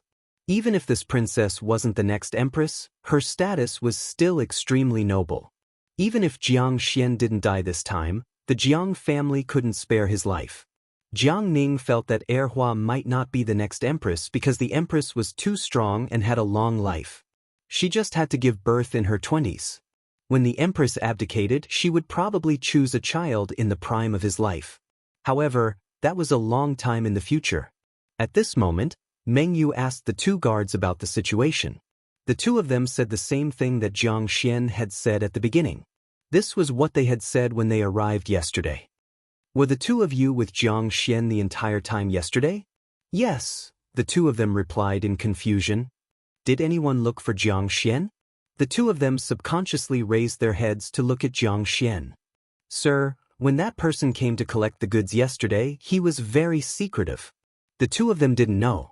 Jiang Xian was so frightened that he broke out in a cold sweat and interrupted. "I didn't ask you. What right do you have to speak here?" "Slap him." Meng Yu snorted.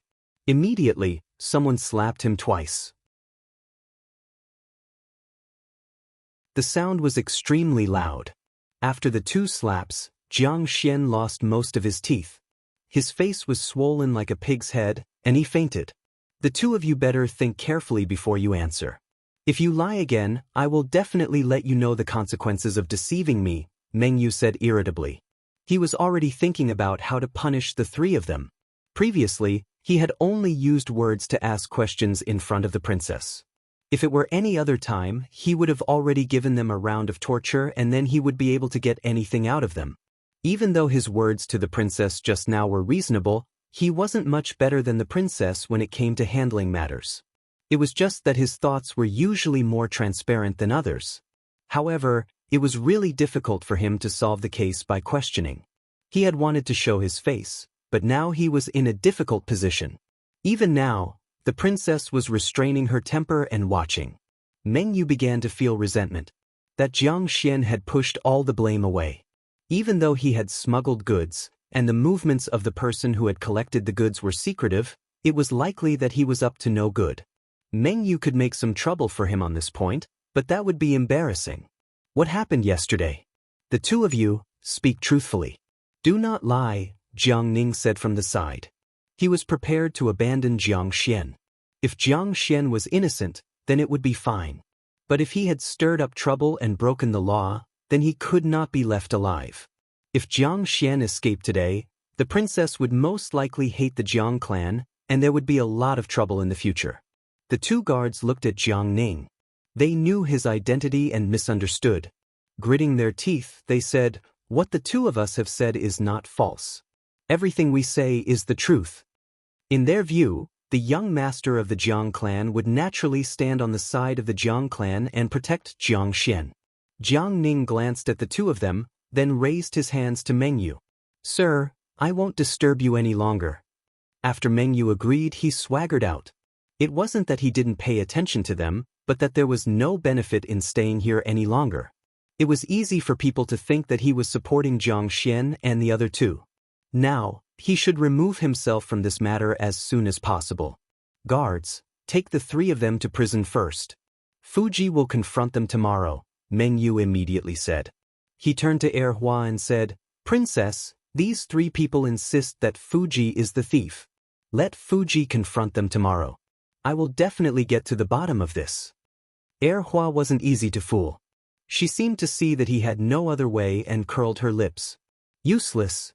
This made Meng Yu's face turn black, but he couldn't refute her. After all, it had started strong but ended weak. After Hua left, Meng Yu thought about it. No matter what, he couldn't do this tomorrow. Those three people were stubborn, so he pried them open. Hua went to see Fuji, threw the few taels of silver he had to them, and then made an appointment before sneaking back to the palace. Early the next morning, the events of the night were laid out on Rinpochien's desk. Rinpochien smiled after flipping through it. He was a little gratified that Hua had managed to hold back her temper. It seemed like this child knew her limits. As for the truth of this matter, he didn't care at all. However, the people from the Jiang family were a little too bold. If these aristocratic families acted like this in the capital, they would be even more unscrupulous in other places. Were these aristocratic families from the Yun nation finally unable to restrain their old ways after climbing up to the important officials of the imperial court? Rinpochian had to find an opportunity to teach them a lesson and kill a few chickens for them to see. Knowing that Hua would sneak out again today, he simply didn't care about her. In the afternoon, Hua slipped out of the kindergarten. She first went to find Fuji and the others, and then they went to the security bureau together. Unexpectedly, when Meng Yu saw her, he immediately said, "Your Highness, those three people were in the prison yesterday regretting their crimes and confessed. It was indeed that Jiang Xian who coveted Fuji's gold. That's why the subsequent events happened." Hua was overjoyed when she heard this. "I knew it. Fuji definitely didn't steal anything." After proving that she was right, Hua was quite excited. Fuji and the others were also excited when they heard this. It was just that they didn't know why they confessed after one night. After the excitement, Hua's expression changed. Her face was cold and stern, and she looked 80% like the Empress. Since they confessed, they broke Fuji's hands. I want to break their hands too. Also, you guys arrested Fuji and threw him in prison without asking the right and wrong. You guys are also guilty. Meng Yu had a headache when he heard this. Those three people were easy to deal with, but the others were going to be in trouble today. However, this was indeed the case. He had already gotten the truth from those three people last night, so the princess couldn't be blamed. 30 lashes for each person who broke their hands the day before yesterday. Meng Yu said directly. As for those three people, you don't have to do it yourself. No, I want to break their hands myself, Hua said loudly. Seeing that Meng Yu was in a dilemma, Hua asked suspiciously, "Don't tell me you let those three people go? If that's the case, I will definitely report this to my father." Meng Yu smiled bitterly and waved his hand. "Bring those three people in." After a while, the three people were pushed in staggering. Fuji and the others were shocked when they saw them. They were covered in wounds and blood, and it was difficult for them to walk. When they were pushed in, they knelt on the ground with their arms hanging limply by their sides. They didn't know if they were broken, but their eyes were filled with fear and despair. They looked much worse than Fuji. Jiang Xian knocked his head on the ground and cried, "I deserve to die.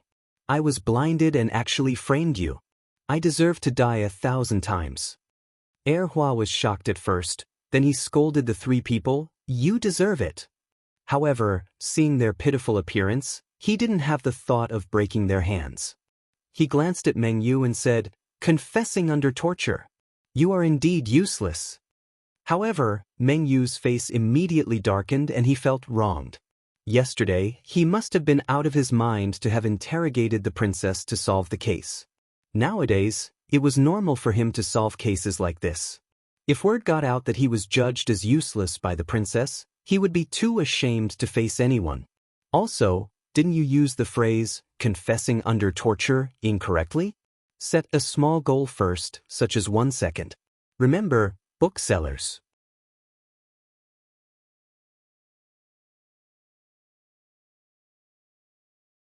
Chapter 1143.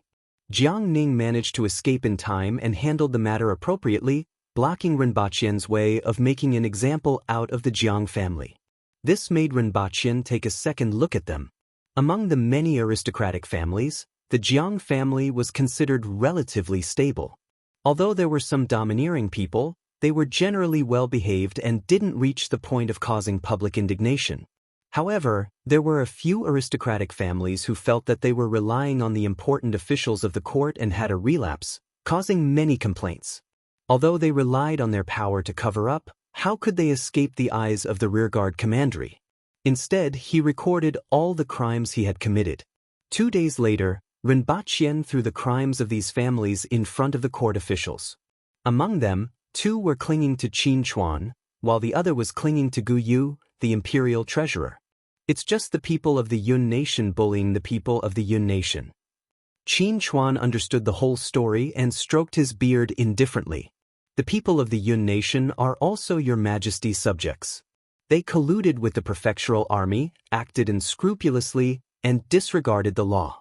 If we let them do this, how can we govern the country? Rinpochian snorted. Qin Chuan didn't say much after hearing this.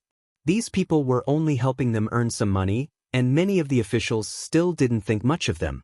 The officials in the court hadn't been infected with extravagant habits. Although they liked money, they wouldn't go to war over it. It was just that Rinpochian had targeted the 2 aristocratic families that were attached to Qin Chuan, which made him somewhat embarrassed. However, these aristocratic families were under Rinpochian's instructions, so he couldn't speak out against it.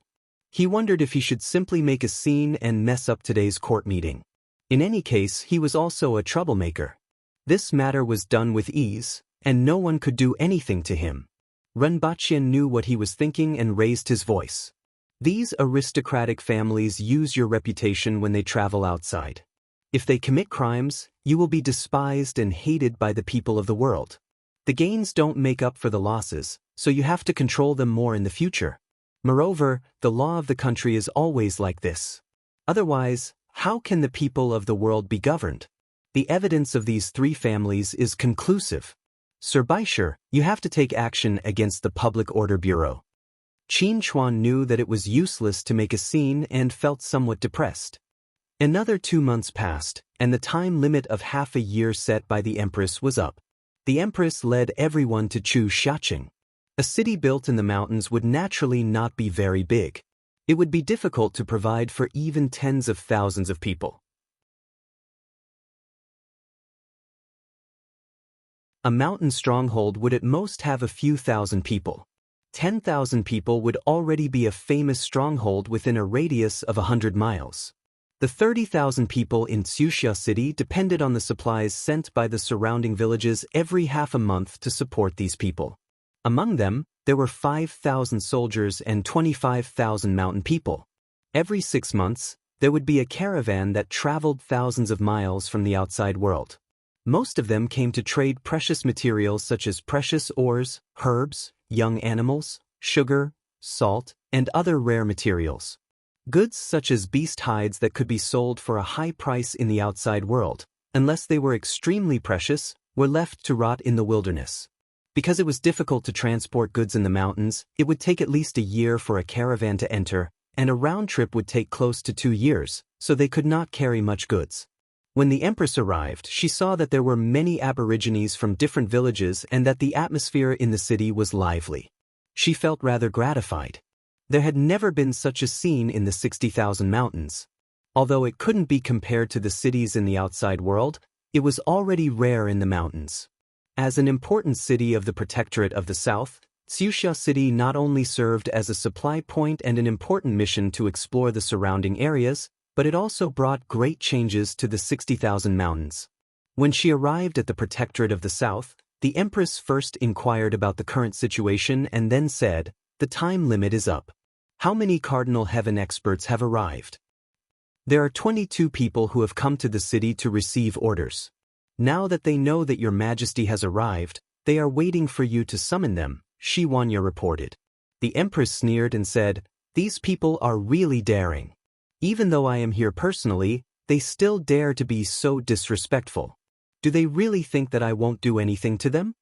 Out of the 54 people, only 22 had arrived, which was less than half. This was even under the circumstances that the Empress had personally arrived. It could be seen that these people were vicious and arrogant by nature. They even dared to disregard her orders. Since that was the case, what was the use of keeping these people? The Empress sneered and asked, "Are Ma Hongyu and the others here?" The 19 of them can't stay in the city and are currently recuperating in the Tsusha Mountains, which are 15 kilometers away from the city. Should I summon them here? Hold a banquet in the city tonight and send someone to invite them over. First, give me the list of the Cardinal Heaven experts and their locations.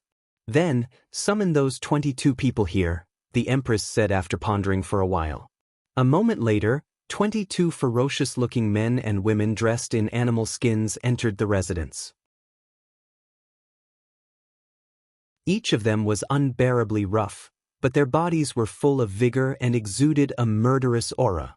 As they walked, they looked around without the slightest hint of respect. After all, Cardinal Heaven experts were powerful enough to occupy a piece of land even in the 60,000 mountains. They were revered by others and had extremely high aspirations.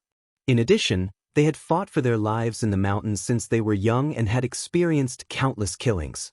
They were fierce, aggressive, and bloodthirsty.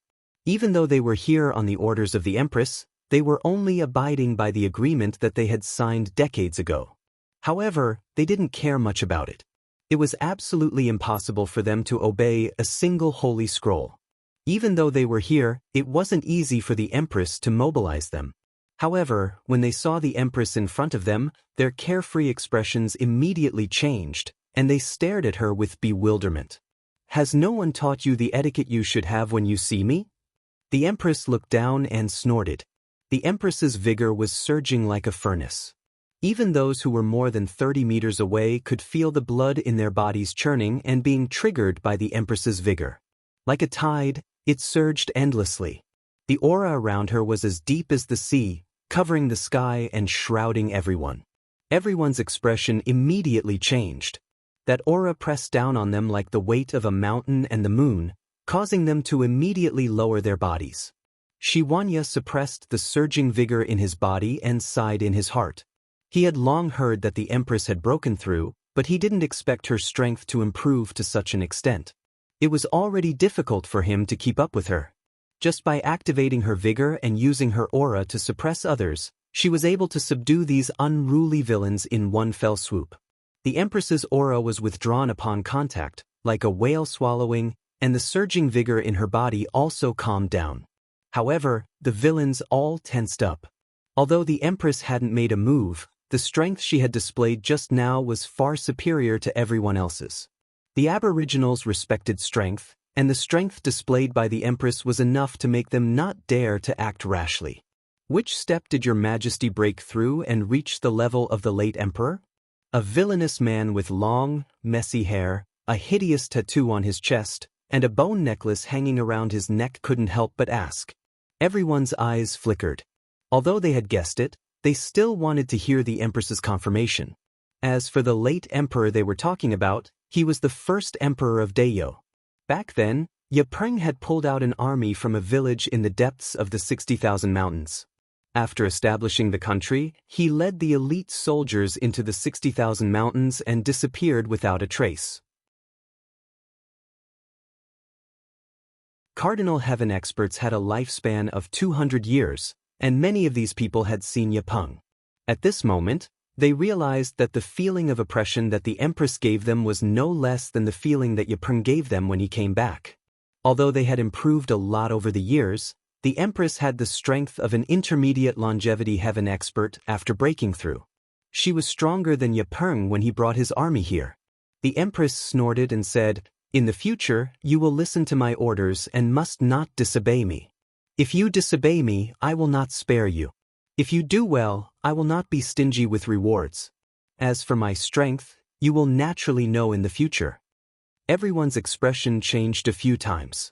They looked at each other and bowed their heads in agreement. Since the girl in front of them was so powerful that it was enough to suppress everyone, and she was also the ruler of the Aboriginals, everyone naturally obeyed her orders. Seeing this, the Empress nodded and said, "You may leave first. There will be a banquet in the residence to entertain everyone. Tomorrow you will have to go and do some things." That night, many Aboriginal villains, Mahongyu, and other experts attended the banquet. Together with the people from the Temple of Heaven, the three parties almost had another conflict. However, under the suppression of the Empress, nothing happened in the end. The next day, the Empress called for 22 villains and divided them into teams of 2. They were divided into 11 teams and went to the 11 positions that the Empress had selected. They were going to directly attack those future villains.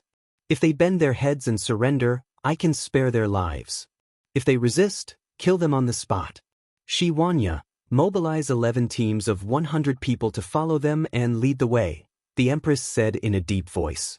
These experts and villains were even more familiar with the surroundings than Shi Wanya's soldiers.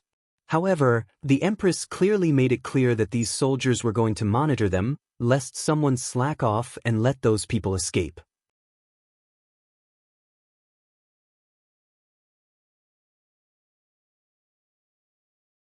Chapter 1144.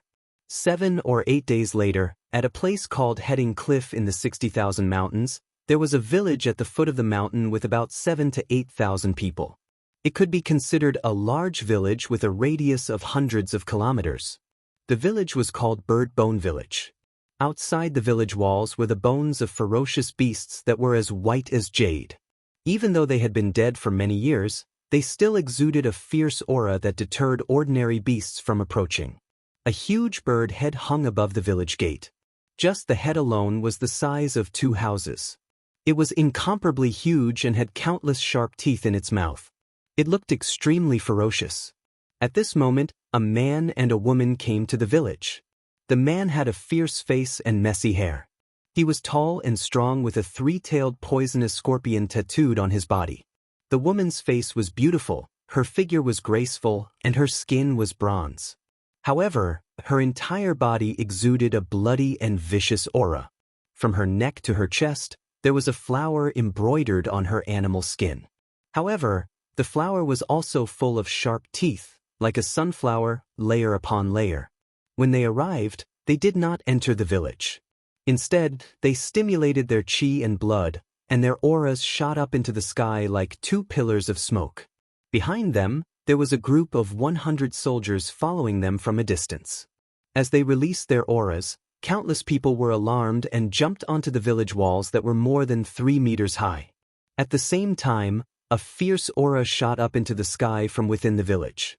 A figure first leaped tens of meters high before crashing to the ground and appearing in front of them. Xen Cho, Ju Pu Hua, you two went to see the young emperor. What are you doing here? The burly man shouted after identifying the two. We came here because we saw the young emperor. The young emperor has ordered us to bring you to see her. You should come with us. The young emperor has already passed that level and is now at the same level as the late emperor. It will be easy for him to kill us, Ju Pu Hua said. Bah, I'm comfortable here. Why would I go to see her? It's your business if you want to listen to her, but if you want to bring me there, then we'll have to fight. It just so happens that I've wanted to test your skills for a long time. It's just that I was too far away in the past. I've only heard of your reputation and haven't had the chance to fight." When the burly man heard that the Empress had reached the Longevity Heaven realm, his expression changed, and then he became somewhat disapproving. "So what if she has reached the Longevity Heaven realm? You want me to listen to your orders just by sending a random person?"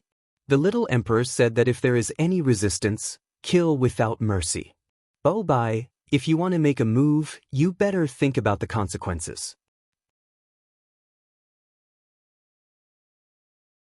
The man called Exin Cho said with an unfriendly expression. These aboriginals living in the depths of the 60,000 mountains had fought for many years. Not only were they not afraid of fighting, but they also liked to fight. If they didn't know each other, they would usually fight first.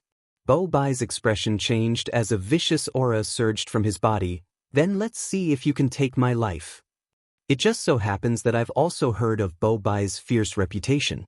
I've long wanted to see if it's really as the rumors say. Xen Cho twisted his neck and raised the irregular metal rod in his hand with a sinister expression.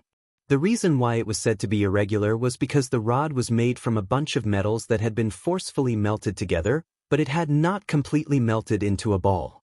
Thus, the surface of the rod was covered in ridges.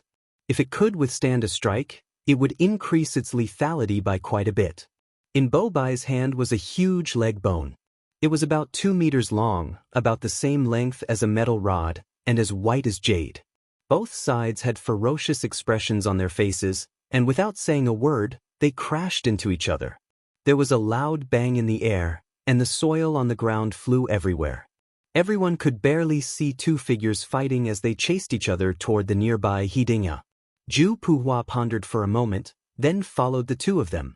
The two of them fought for a long time. In the end, Xen Cho was not as strong as Bo Bai. He was struck by the rod, and half of his body was deformed. Bo Bai had also expended most of his energy. His internal organs had long been injured, and he spat out a mouthful of blood. However, he still had the ability to fight. Just as he was about to give chase, his expression suddenly changed and he leaned back. A cold light streaked across his chest, almost cutting his abdomen open. Zhu Puhua was holding a strange weapon in her hand. It was actually the toe of a bird's claw. After being processed, it was extremely sharp, and she used it as a short knife. Bo Bai's expression changed drastically. He only felt that his wound was numb, but he didn't feel any pain at all. The blood on his wound had turned dark green, and there was a rancid smell to it. Zhu Puhua didn't approach Bo Bai anymore after hitting him with one strike. She just stared coldly at him. Bo Bai was indeed powerful. He had also entered the advanced stage of the Cardinal Heaven realm. It was no wonder that he was so brave and didn't listen to the little emperor's orders. If he hadn't fought with Xen Cho just now and wanted to kill Xen Cho wholeheartedly, he wouldn't have been able to sneak up on him and succeed in his sneak attack. Bo Bai's body shook, and he gave Zhu Puhua a sinister smile. He reached for his chest and dug out all the flesh that had been cut open. Originally, his abdomen had almost been cut open. Now that he had pulled, even his internal organs were exposed. However, he did not care at all. However, that was all he could do. Zhu Puhua moved like lightning and circled around Bo Bai. Bo Bai, who was seriously injured, didn't have the strength to resist, and his head fell directly. She hung Bo Bai's head on her waist and turned to look at Xen Cho. Her eyes flickered. Both of them had a grudge against each other. If she hadn't obeyed the little emperor's orders, she would have taken advantage of his illness and taken his head. However, she gave up on this idea in the end. She carried Xen Cho's body back and threw it to the 100 elite soldiers. As for Niaogu village, they were in an uproar when they found out that Bo Bai had died. Hundreds of people rushed out to avenge him, but Zhu Puhua circled them twice before they fell to the ground and died. These 22 people were divided into 11 teams. The distance they traveled varied, and the Empress only received a full report a month later. This time, she killed a total of 8 people and only captured 3. 2 of the people she sent died as well. After learning about what happened to these 11 villages, the rest of the villains rushed to Chu Xia City. In addition to the 3 people who were captured, the Empress punished them and assigned them to the criminal camp. In the future, when they fought against the foreign races, these 19 people would be the vanguard. They would fight to the death and would only return to their original identities if they didn't die in 3 battles. Under the pressure of the Empress's powerful strength, no matter how arrogant they were, they had no choice but to obey. Moreover, they weren't afraid of fighting. In addition, there were 6 people gathered together. The Empress personally went to them and killed them with a flip of her palm, shocking everyone who saw the Empress's power. From then on, no one dared to shirk the Empress's orders. As a result, the discovered Aboriginal tribes were brought under the jurisdiction of the Protectorate of the South, and no one dared to disobey. If it weren't for the fact that it was difficult for the tribes to support too many soldiers, the Protectorate of the South would have more than doubled in size. The Protectorate of the South also took advantage of this to recruit hundreds of Kismet Heaven experts. Like the winged cavalry, they were considered the elites of the elites. In addition, the Empress also consulted Rinpoche about how to settle these Cardinal Heaven experts who were under her control. She would set up a martial arts hall and place these villains into it. They would be promoted based on their military exploits and wouldn't be able to command troops. However, they could use their military exploits to receive salaries and exchange for resources. After reorganizing the rear, the Empress set off with her people.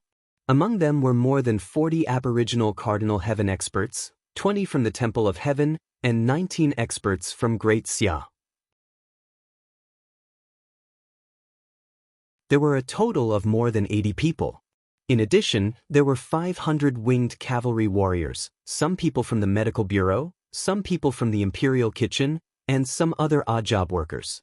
A total of more than 600 people were heading to the depths of the 60,000 mountains to exterminate the foreign races. First, set a small goal, such as 1 second. You're tuning in to the Passion Pages YouTube channel. We're so grateful for your support, and don't forget to subscribe to join us on this incredible journey through captivating stories. Your generosity through donations truly makes a world of difference, as it's the primary source of revenue that allows me to expand and enhance this channel for you. Thank you from the bottom of my heart for being a part of this adventure.